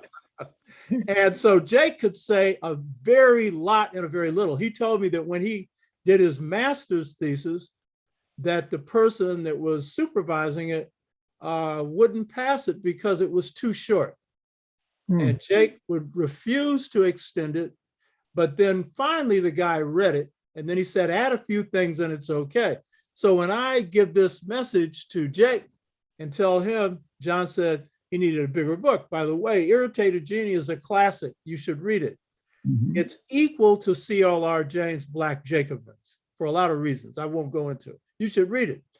And Jake's response was, and he respected John, no, because he knew he had made the definitive statement. Now, just briefly, you all had conversations with Obenga.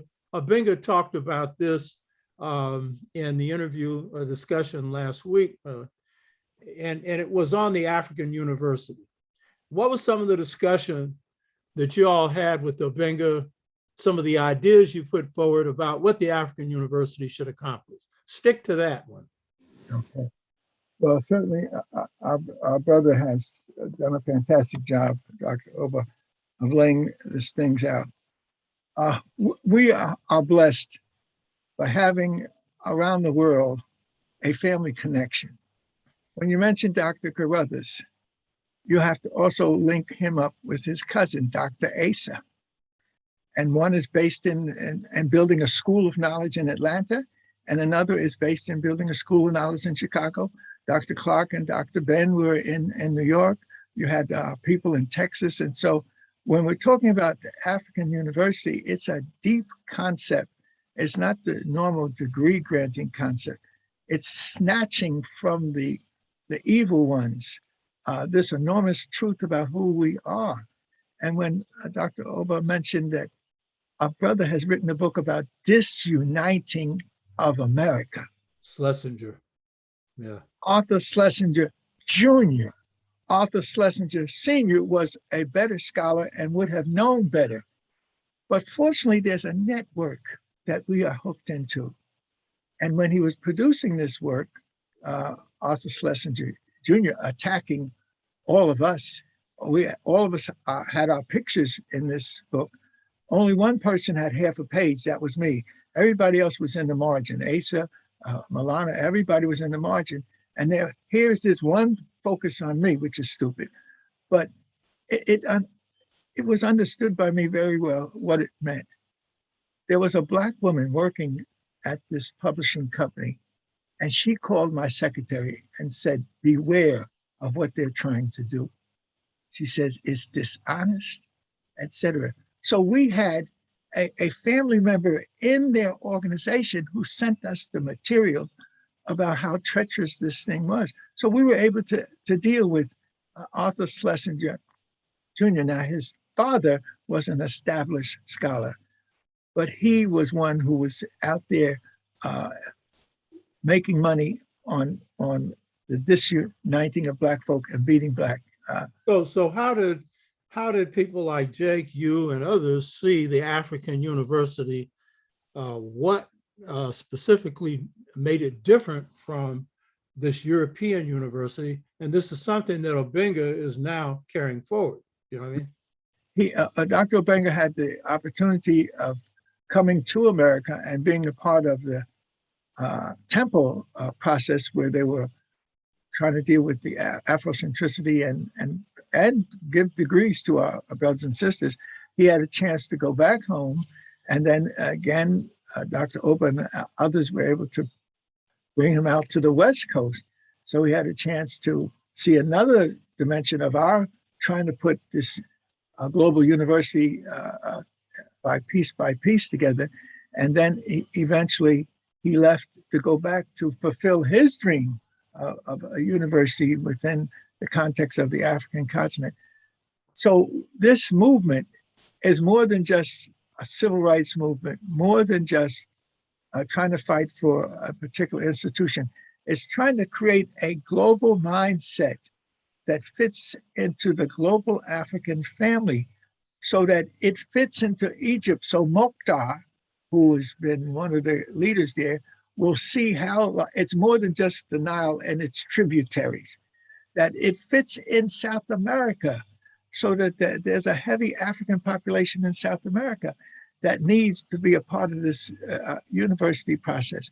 And of course, the islands of the Pacific and Mexico and other places. Ivan Van Sertima pops up, born and raised in Guyana, and he comes up with the Journal of African Civilization and his contribution. This global contribution, we've been focusing on Dr. Oba and myself, but it's such a fantastic phenomena. Even when Rosin and I went to Brasilia, the capital of Brazil, a new city, just like Ufo Bueni and them tried to build a new city of God, and Nkrumah tried to build a new city of modern technology. Brasilia was built to move away from Rio and Buenos Aires, et cetera. And there was a new city. The vice president was running back and forth handling his requirements of meeting the Congress, but he would leave it. He'd find some excuse to leave it. He'd be back in his office with Ralston and I. He couldn't believe that there was this thick textbook that had all this information about the African world struggle. And there was a picture of Brazil with the Quilombos cited in it. I mean, that just blew his mind to hear people from this lovely lady got a book that she worked on with Lefty Asante that cites the Quilombo. And then the beautiful thing was when we had to take a break and we were under a tree in the garden and in the Brazilian legislative palace, there was a Black fellow who saw us and he came to us. And so we started talking and come to find out that he was the actor who played Zumbi in the great film. And he wanted a copy. We didn't have enough books to give out to the people, but the impact of what we would have been doing is a global impact. That so the key point that you're making here is that the African University guiding principle in philosophy is Pan-Africanism, that Yes. it's global, that it's bringing in Africans from the US, from the Caribbean, from South America, Africans in Asia, Mexico. You cited Ivan van Sertima, they came before Columbus. And it's bringing in a global mentality, which someone like Theophile Obenga is more than familiar with. It's at his heart and soul. But the collaboration with people like Dr. Jake, by the way, a little story. We're studying in the study, myself and Obenga, 98, he was here for 4 months. He was in the back desk there using a typewriter, working on the book that he's all but finished on the Pharaohs, 1,000 pages. And then I'm working on the book I'm dealing with now, Seba. And all of a sudden he says, Jake was right. Referring to Jacob Carruthers, Dr. Jacob Carruthers. At the time, Dr. Carruthers and Theophile Obenga were the two masters on ancient Kemet. You couldn't say which one was better. Each had their little specialties, but when it came to Kemet, they were both masters. They had great respect for each other. So Obenga says, because Jacob Carruthers in his masterwork, Medu Neter, that's his best work. 120, 130 pages on, the philosophy of Kemet, the language and history of Kemet. He had discovered the thought process, Sia, Hu, and Heka. Exceptional intellectual clarity, Sia, Hu, authoritative utterance or speech, Heka, the power of action, which literally means magic. And so Obenga hadn't found that before. He finds it and he goes, Jake was right. This is the kind of collaboration that was going on. And both humble people, you know what I mean? So this concept of the African University is very, very important, and the way in which you all fed into it. Now, there's two final things that I want to get to. One is filling in, we don't want to go into great detail in this, but filling in some of the gaps that Dr. Obenga addressed, but deliberately didn't go into in detail. And that was the UNESCO conference in 1973, where Sheikh Diop and Dr. Theophile Obenga defeated all comers on the issue of the Blackness of Kemet. And so I was wondering if you, and by the way, you told me you were standing right outside the door, couldn't get in, but you were right out. Here's Leonard again. There was a book called The Spook Who Sat by the Door. By the door, yes. And then there's one called The African, who was either in the room or right outside the room and was influencing what was going on both ways. So the question is for you, and I'll do a little bit on this too, just summarize, because when Dr. Obenga addressed this, he focused on the principal argument, which was to prove that Kemet was Black, that Kemet, KMT, meant Black and charcoal Black. And so that was the key thing he focused on. But if you could just address a few of the arguments that Obenga, Dr. Obenga, and Dr. Sheikh Diop put forward at the UNESCO conference that led to this great victory on Kemet being Black. We'll get into that, and that'll be the strong part that we will focus on. But just to clarify, Shekanta and his personality one more time. I was supposed to meet him at Présence Africaine, and he was bringing his oldest son, Mbaki.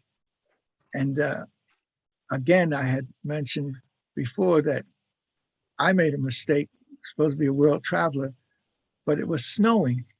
And so instead of me taking the metro into the heart of Paris, I took a cab. Well, it took 3 hours to get in to meet Diop. And Diop and his son were there, freezing in the alcove of Présence Africaine, but he was telling his son that the wind, the movement of knowledge was going to come from the West and then rebound for the African Renaissance.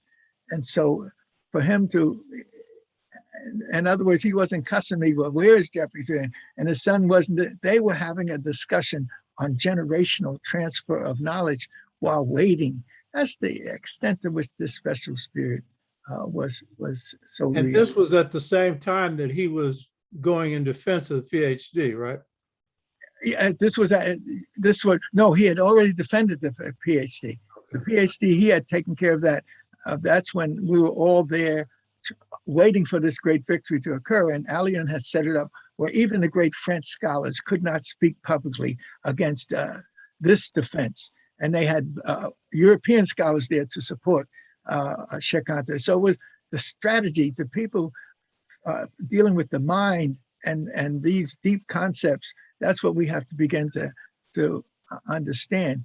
So, but the concept that the knowledge is going to be what, and Nkrumah got the knowledge from the West, and then he brought it back east to Ghana and began to move around for independence. And the same thing was happening in the French-speaking areas. Same thing was happening in the Portuguese-speaking areas. And so we have to see these things writ large. There's a movement of spirit and power moving among our people. And if we grasp the whole of it, we can sustain this struggle. And so the conference that Shekanta and P.A.P.O was in reference to this whole question of what is the Nile Valley, we wanted to go, but we couldn't because Dr. Clark had already gotten our bulletproof vests ready and our ammunition, and we were at the International Conference of Africanists held in Addis Ababa under the aegis of the Emperor Haile Selassie. And so hundreds of us were there, meaning mainly scholars of Africa, but a lot of white folks were there. And so we went with our brothers, James Turner, warrior scholar. Good man. Ron Walters, warrior scholar. Shelby Lewis, warrior scholar. So we had our group of 35 taking on this hundreds of white scholars, and we were successful. Dr. Clark, we took the mantle off of Philip Curtin because he was doing some things he shouldn't have done. I won't even go into that. But we took the mantle off of Philip Curtin and we put the mantle on Dr. Clark, and he wore the mantle of being the world's leading Africanist for 20 years. And you're describing the formation of a new historical organization led by Blacks. What was the name of that association? Eventually, we produced 2 or 3. One was the Association for the Study of Classical African Civilizations, not just the other one that Clark was put in charge of. And well, he was African Heritage was the one that we had used initially, and we breathed new life into it. And the emperor had us meet with him personally, and to see the Emperor Haile Selassie and Dr. Clark meet, I can still see it and feel it. Two sources of great African light met in front of the throne in Ethiopia. And after that, the emperor had private meetings with us on strategy on how to handle this explosion of knowledge. And we went in December, and we stayed through January and February, and we were able to travel throughout the country Theophile Obenga and Sheikh Anta Diop were in Africa at the same time for the Cairo Symposium, but they had their business to do and we had ours. So two forces working for African interests were at Theophile and Obenga. They are force in and of themselves. Together they are. Okay, now summarize some of the main points that Dr. Obenga and Sheikh Anta Diop made, other than the argument that the Kemites were Black because they, the name for themselves was Kemet, KMT. It meant black, charcoal black. What were some of the other arguments that were? Well, they were able to go deep into the many layers of Nile Valley history. It covers thousands of years. And so it wasn't a question of discovering some little phenomena and that describes the peopling of the Nile Valley. No, they went deep into the various levels of paleontology and then the whole question of literature and writing. And they just laid it out. They were prepared. The others were not prepared because they had accepted the superficial knowledge coming from the French universities and denying African humanity. And these great scholars were saying that humanity is African. And it's not just a question of the root of humanity is Africa. There's a northern cradle and the southern cradle. And out of the southern cradle has come those people who built the pyramids and established the great cultures, who laid the foundations for mathematics and philosophy, and the linkages around these bodies of knowledge and producing civilization and culture. So two brothers connected spiritually were able to take upon a host of Europeans in their miseducation, but their miseducation wasn't strong enough to handle the truth. And that's why when we tap into this truth, we can take them on. One of my big things was the mayor of New York, Mayor Koch, had said he wanted to meet this Jeffries so he could take him down. And I heard how you took him down. That's right. And we have it on tape, et cetera. And he taped it. And so it was just raising the truth. We took down, my brother and I took down dozens of books, rolled it into his office. And we said, this is what we're talking about. We're not talking about anti this and anti that. This is the flow of knowledge that has been worked on and is emerging now that we're going to be able to teach from to create the institutions, the organizations, and the movement. And so I'm glad. Now, going into the UNESCO thing, just briefly, I think it's very important to understand that what Dr. J just said, while vastly outnumbered, 2 against all the rest, mainly European, but you had a heavy team of so-called Egyptologists from Egypt who are Arabs. You had a Sudanese, you had others, all of whom were taking one of 2 positions, that Egypt was white, which was totally indefensible, or mixed. This was their slick fallback position, mixed. Right. But mixed with what? But yeah, with Africans in the decided minority, you know what I mean? So that was the position. And what Dr. J just said, they came unprepared because in the light of day, they didn't have anything to back their stuff up, whereas Dr. Diop and Dr. Theophile Obenga came prepared with systematic arguments. So 1, anthropological. Dr. Diop is dealing with the origin of humanity, so he's citing Leakey and all of the finds of hominids and stuff that show, including Homo sapiens sapiens, at the first ones, which he dates back to approximately 140,000 years, which is the dating period that I use based on mitochondrial DNA now, was Black. Yes. And then he goes into skeletal remains and shows that, and he's using his laboratory in Dakar to show that when you do a melanin dosage test, they're Black. You know what I mean? And then he's doing the Nile Valley migration from the Nile Valley into Kemet, showing it's south to north, because the south, it goes down. And so this is real key, because this is at the origin of humanity. And at the same time, it's Africa. So who else could be peopling ancient Kemet? You know what I mean? And then he's going into his linguistic evidence, which was presented last week. And then he's going into the pictures. Now, here's a couple of things about the pictures. This is the killer picture that I don't know if Diop had access to at that time, because the argument at UNESCO was a pre-dynastic argument, because they're going into origin. So they're going back into ancient Kemet. And by the way, I'm not getting into it now. Pre-dynastic is an inaccurate term for this period. I'm not going into that now. But the key point is, so one of the areas that he dealt with was pictures. This was, you know, carving, statues, and pictures. Here is the killer. This is a C.O.R.E. Yes. Carved in wood. You hear me? In wood. And he's wearing the two crowns. And by the way, it's the ancient crown because he's the first pharaoh of Kemet. That's why you can't call this pre-dynastic, because this is the first dynasty that he had. We just don't know the date. We know it's probably around 6000 BC, but it could have been earlier. So the point is, he's wearing the ram's crowns that are two on the side, and then he's wearing the crown Upper and Lower Egypt. So it means he's ruling a unified kingdom. But the key point is, look at the face. That's right. And guess what?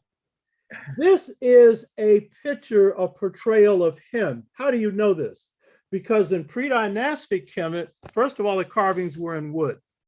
And this is a wood carving. Secondly, they were of the likeness of the person being reproduced. And normally, when Herodotus goes into Kemet, after the fall of blacks, he's taken into a great temple where they have all of the wood carving statues of all the priests of Kemet, their exact likeness. And of course, Pharaoh is chief priest. And so this is not some rendering that is a symbolic rendering. This is how he looks. That's a human being right there. That's him. So this is, of all the arguments, if they had this one, they could just throw this up and walk out. But of course, you didn't want to do that. So, so the picture evidence, and then the linguistic evidence. Right. And Obenga is the one who was given the assignment of doing the linguistic evidence, with Diop also doing it. Now, what he does is he makes it clear. And by the way, the only area where there was agreement of everyone in the conference on what was presented was on the linguistic evidence. They all agreed that that was accurate. Now, if you agree to that, you've also lost, because Obenga's thesis is one of the best ways to prove who a people are, their ethnicity, is their language. And then he dismisses right away this idea of a mixed language, because they're arguing a mixed population. He said he was very strong on this. We would use the term BS. That was the equivalent of what Obenga used, because he was a young man there. He wasn't as humble as Diop. He was just firm on it. This is nonsense, he said. You know what I mean? And then what he did is he took what Diop had already used, which was Wolof, which is the language Senegalese people. He had already argued this, but the point that Obenga makes is this: the two languages are exactly the same. Now, that is one hell of an argument. Right. Because if you're talking about, is Kemet black, is it mixed, is it white, and treating, you know, Kemet like it's disconnected from Africa, which is a joke. They've already proven how the people saw themselves, and Diop also used classical, you know, writers and stuff, Herodotus and others, all of whom said it was black. But when you find a language in Inner Africa that's identical to the language spoken by the people in Kemet, end of discussion. You hear me? So, and by the way, when you see Obenga's arguments, you're seeing where Obenga is going to establish his own unique identity, because I'm interviewing him now on what makes him an innovator, because he's an innovator. So Dia, or what is called Donakiba in Bambara, which means makers of knowledge. He's in that category. And so one of the things he says is that what makes his contribution unique is that he has blended linguistics with history in a way in which no other scholars do. And the key thing that he's done is link Kemet to multiple African languages and multiple African cultures. And this is a key point Obenga made to me 2 nights ago. This is one worth stating. He and Diop did not make the mistake of centering everything on Kemet. So do not think that because we're talking about how central it is, because it's the greatest civilization in human history, that you're going to explain the Yoruba simply by Kemet, or you're going to explain the Dogon simply by Kemet. No.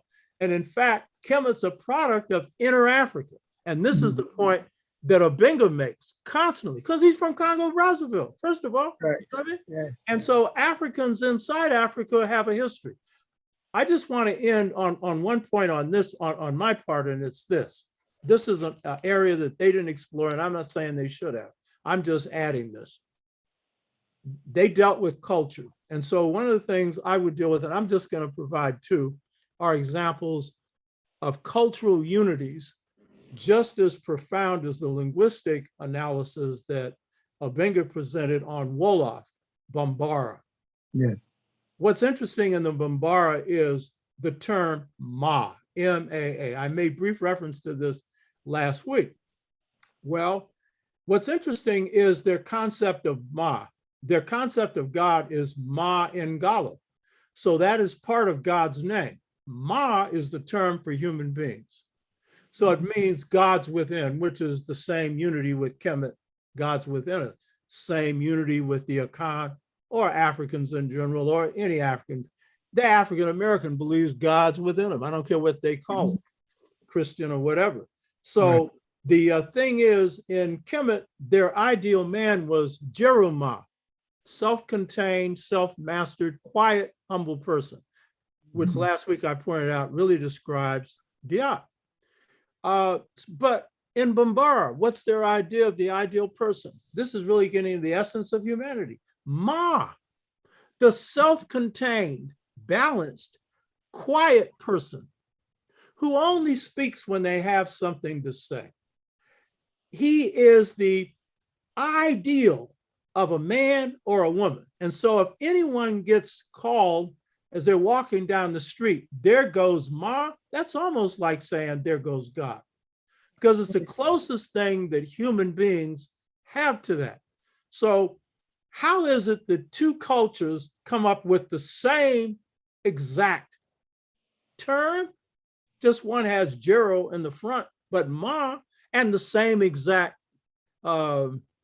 statement in terms of Ma, they both use Ma, and Ma is of course minus T, Ma'at, harmony, truth, justice, balance, right order. But they're getting into the essence of what it is to be human. All Africans share that. And then the final point I want to make is this: spiritual.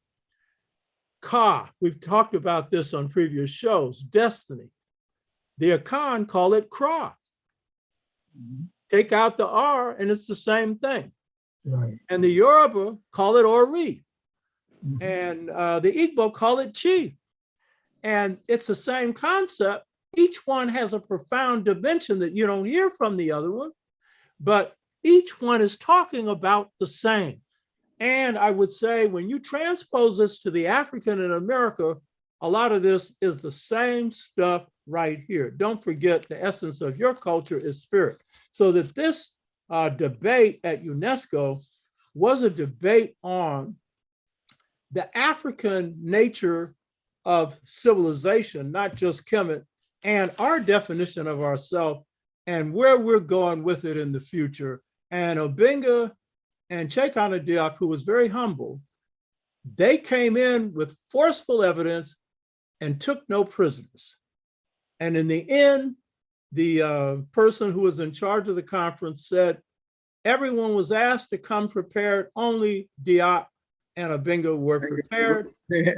And they said it was an uneven discussion.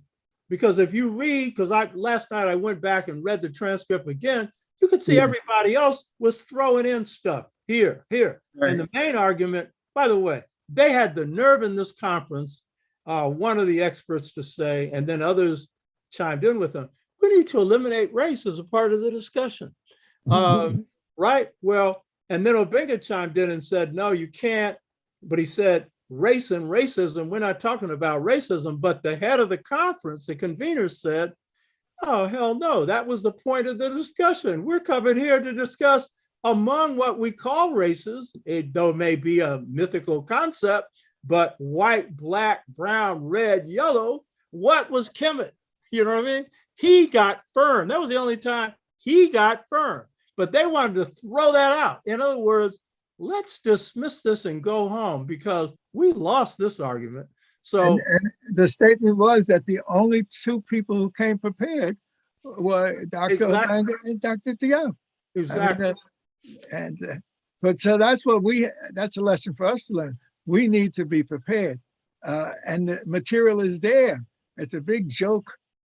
This adds to the conversation we're talking about now, because the European had what they called the Piltdown man.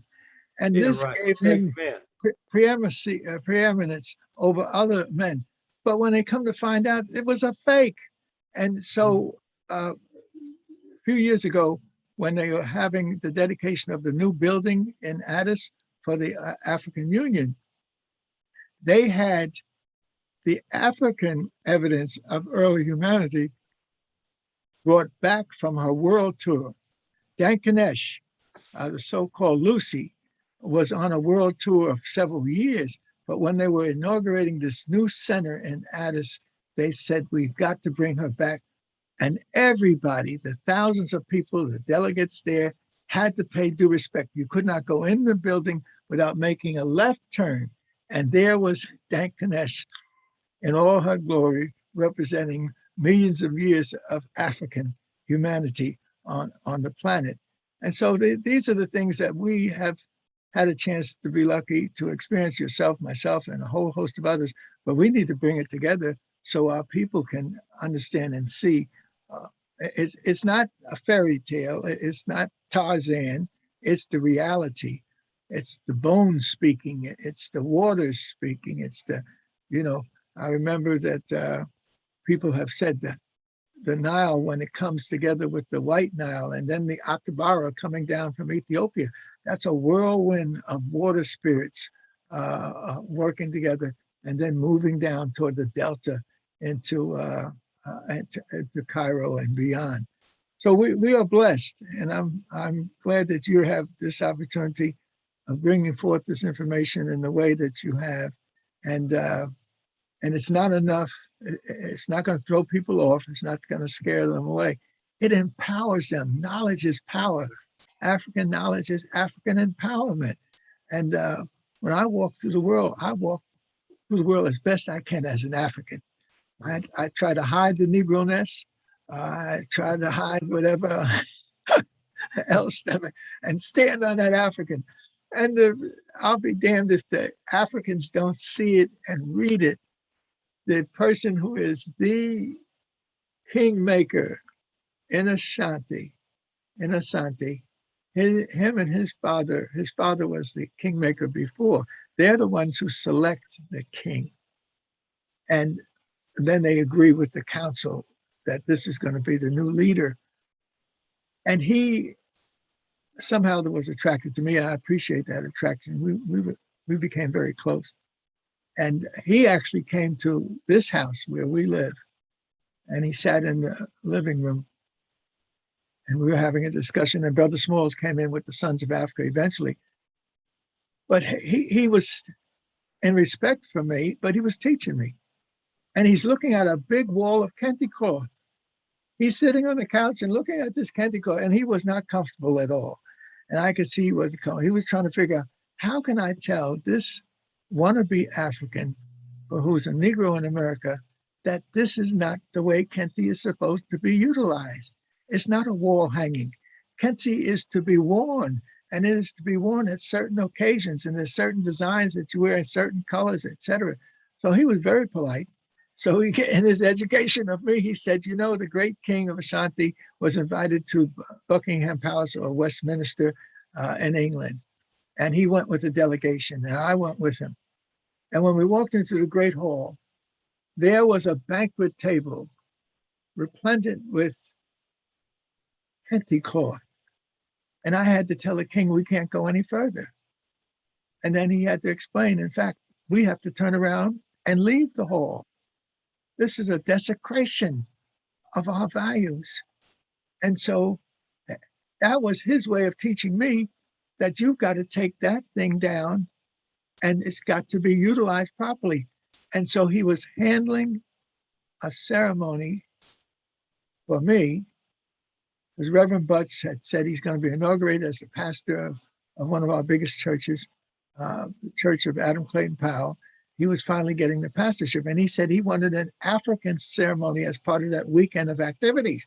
In other words, so I said, Reverend Butts, what are you talking about? He said, your community activities, and he was talking about installment.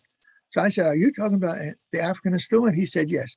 So Friday, we had the African installment. Saturday, they had the banquet at the Hilton Hotel.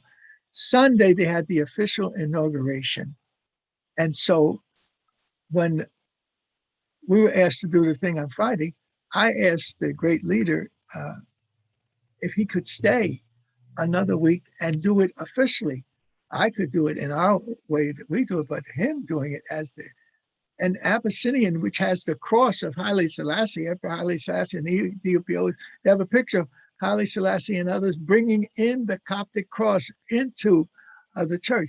So it was very meaningful to have this ceremony, and he handled it, and he did it well. And his son, he had 35 kids. One of his youngest sons is working to become a Wall Street whatever, and he didn't have any kente cloth. So that kente cloth that was hanging on my wall was the kente cloth that his son wore at the ceremony, the installation of Reverend Calvin O. Butts as part of Which the. is Adam Clayton Powell's church. Yes. Right? And Adam Clayton Powell, Sr. and then Jr. Jr. was the most productive congressman probably of any congressman in history. 67 major pieces of legislation. And your apprentice, James Smalls, has been a consultant to the film Godfather of Harlem that's on I'll See It Tonight. Yes. He has got interjected into that film. It's a series on gangsterism in Harlem. He's got injected Malcolm, Adam Clayton Powell, That's right. Elijah Muhammad, and real history, just docudrama, not exactly the way it happened, but the essence of what had happened.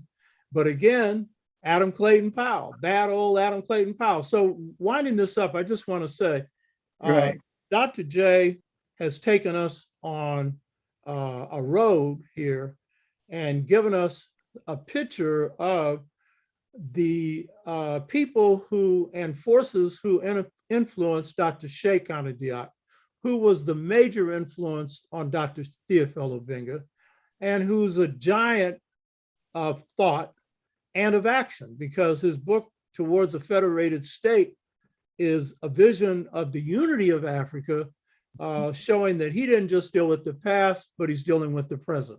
And so when we cast this whole thing in the light of Pan-Africanism, that is really the realm in which we should view the world. And it is one of the big struggles that as we struggle to build just societies in this country, we have to be strong in supporting Africa in the unification of Africa, but not just the unification, but under a just system. Because if you see the European Union, they are perpetuating the oppression of Europeans. That's partially why you have Brexit.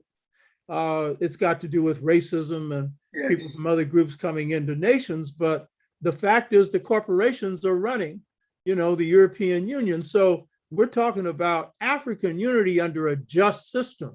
So the Kemetic project that Dr. Theophile Obenga, Dr. Sheikh Anta Diop, a host of our scholars have engaged in, Chancellor Williams, John Henrik Clark, Dr. J and others, and the African project of looking at African civilization, a big part of it is drawing from the best of that to build justice today, which means these listeners here who are on the chat, y'all read. But a lot of us, we're talking about, we got short attention spans and stuff. A short attention span is a short lifespan, because if you want to have a future, then you've got to draw from your past. And this intellectual discussion is really key to it. We're filling in stuff that's not in any books, needs to be in books.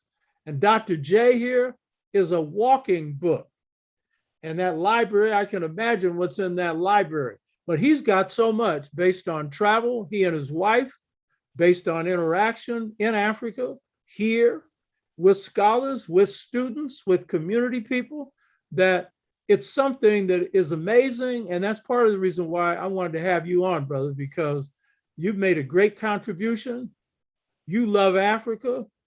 I don't know, you probably love Africa more than you love yourself. I know you love Africa. Yes, Yeah. definitely. And when, And your wife, you know what I mean? And then all the people you touch, because when you look at Brother Small's a product of being around you. You've all helped each other, but I think you played a major role in his development. And that's one beautiful brother, Professor James Smalls, you know, definitely has speaking with South Carolina African wisdom, right, and a good husband and a good man. You know what I mean? So, and ready to put his life on the line.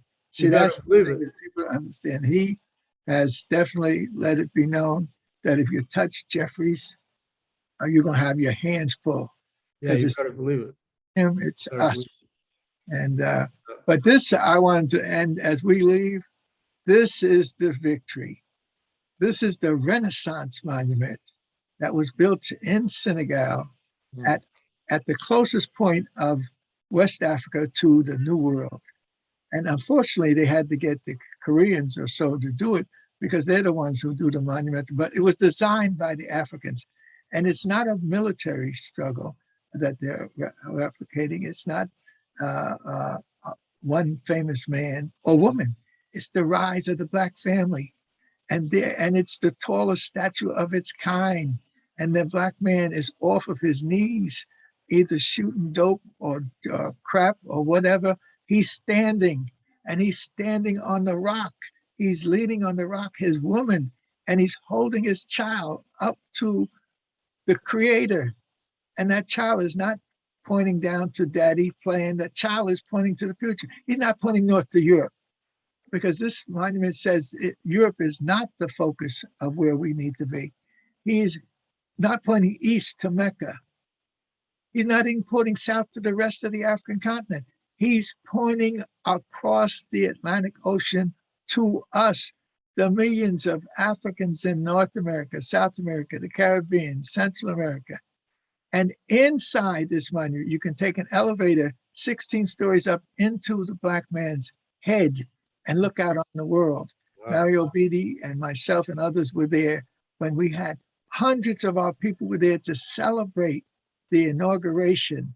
And all of Cheikh Anta Diop's works are inside the monument, along with the works of other great scholars. And so this is a living, a breathing, living symbol of the greatness of our people. And so for me, the students you can see the pathway up a set of stairs. Thousands of students sit on those stairs when they have major activities. And then they have, last time I was there was a big international conference, and Gaddafi had a chance to speak. And after that, when he declared war on the Western world, we knew that he was going to be in for some serious trouble. But Wade and I and Wade's wife, I was able to pick 30 at Renoco, 30 or so of our scholars were picked to be a part of the whole symposium that they had. And you had Cheikh Anta Diop's buddies that were there, and a whole host of others. One of them who we'll get a chance to talk about because he came with the delegation to America, and he is one of those great Senegalese that we don't know anything about. Just to get with my last word, Africans outside of Africa have worked with Africans inside of Africa to make this enormous victory. And one of the workings inside and relating is with the great brother who is, I call him Monsieur Cravat.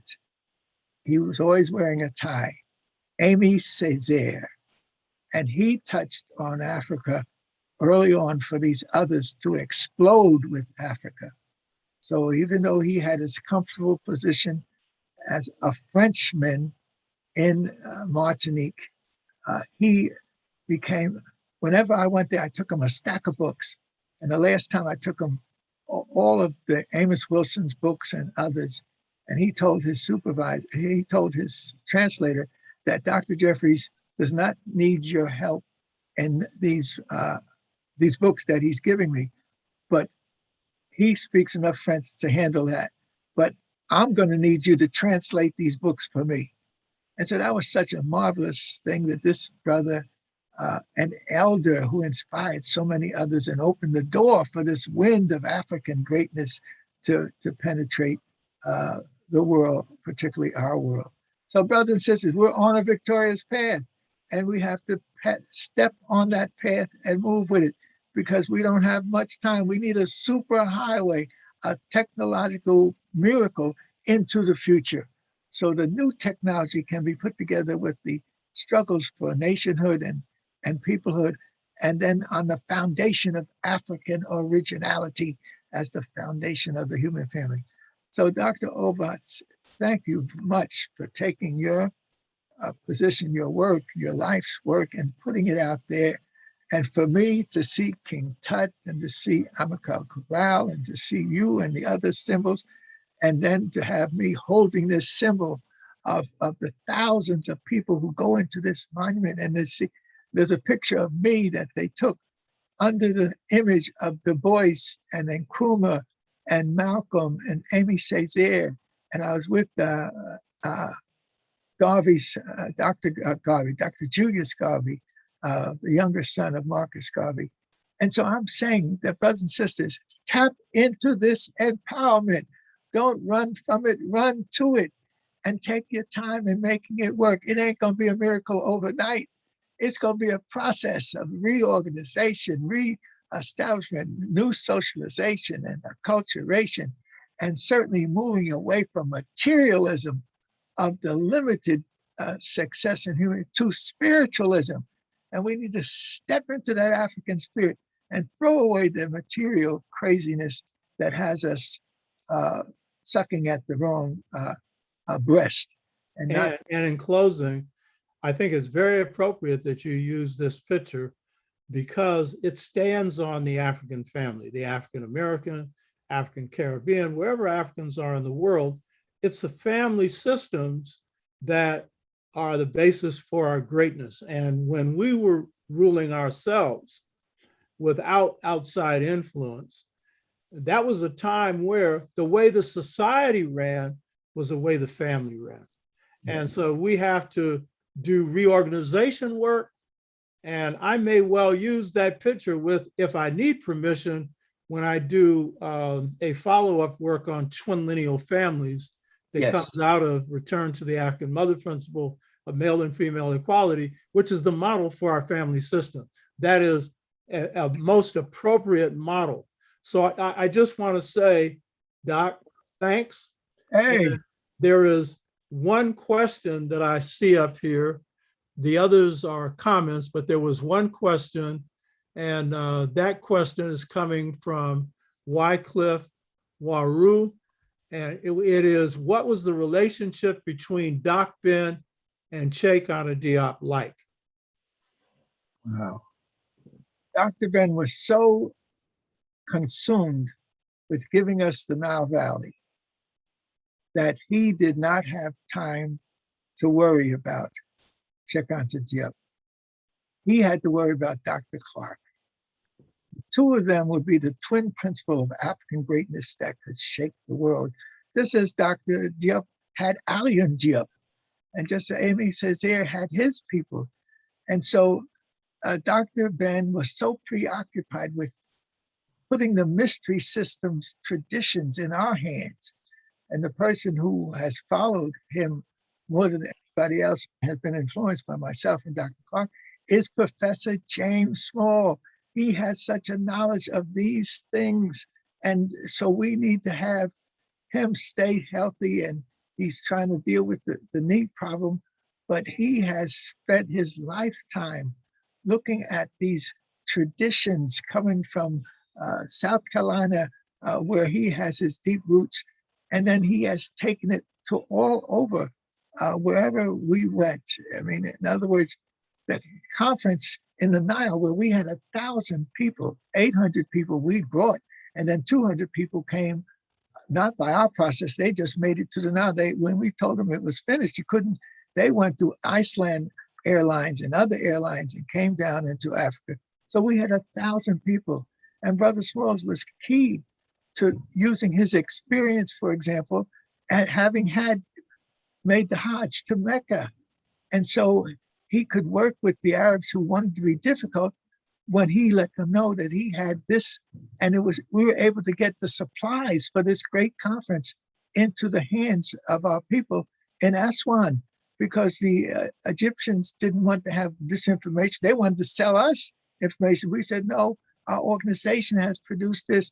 And once James could say assalamu alaikum and the rest of it, they were able to allow the materials to come down. So it is something important for us to have this knowledge of where we need to go and what we need to do. I will talk personally with Dr.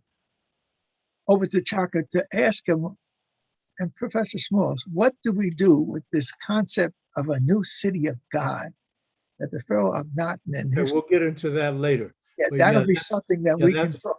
Yeah, that's very important. So what I want to say is, to you, Doc, thank you, but not just thank you for this show, but I have nothing but the highest respect for you, your work, your love for your people, your great spirit, and your lovely wife. And yes. She's my blessing, special. Yeah, you can say that again, sweetness walking. So I want to thank you, and I want to thank everyone that is tuned into this and spread this around. We're reaching a lot of young people. And by the way, the show that we did with Dr. Obenga last week, we got responses from Ivory Coast, Kenya, wow, South Africa. Yes. By the way, South Africa was listening as long as Blacks in the United States were listening. And we got an age group coming in from the 40s through the 70s. So it's very good that we see young people who are also showing interest. This is the main reason why I'm doing this. And yes, they need to hear people like Dr. J and the information, the history, the knowledge he has. So I want to thank everybody, and we'll see you all next week. And thanks, Doc. Salute continuity. The struggle continues, and we're on a victorious path. And thank you, Dr. Oba. Thank you, brother.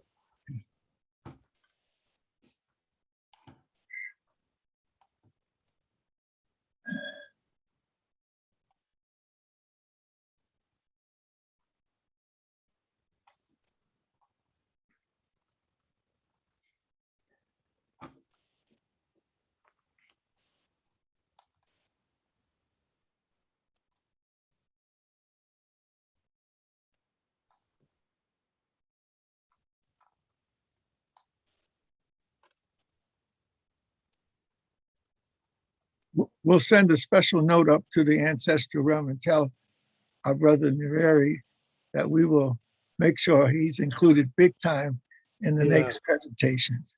Yeah, because we didn't have enough time to get into that today, but we will. And Kwame Nkrumah as well.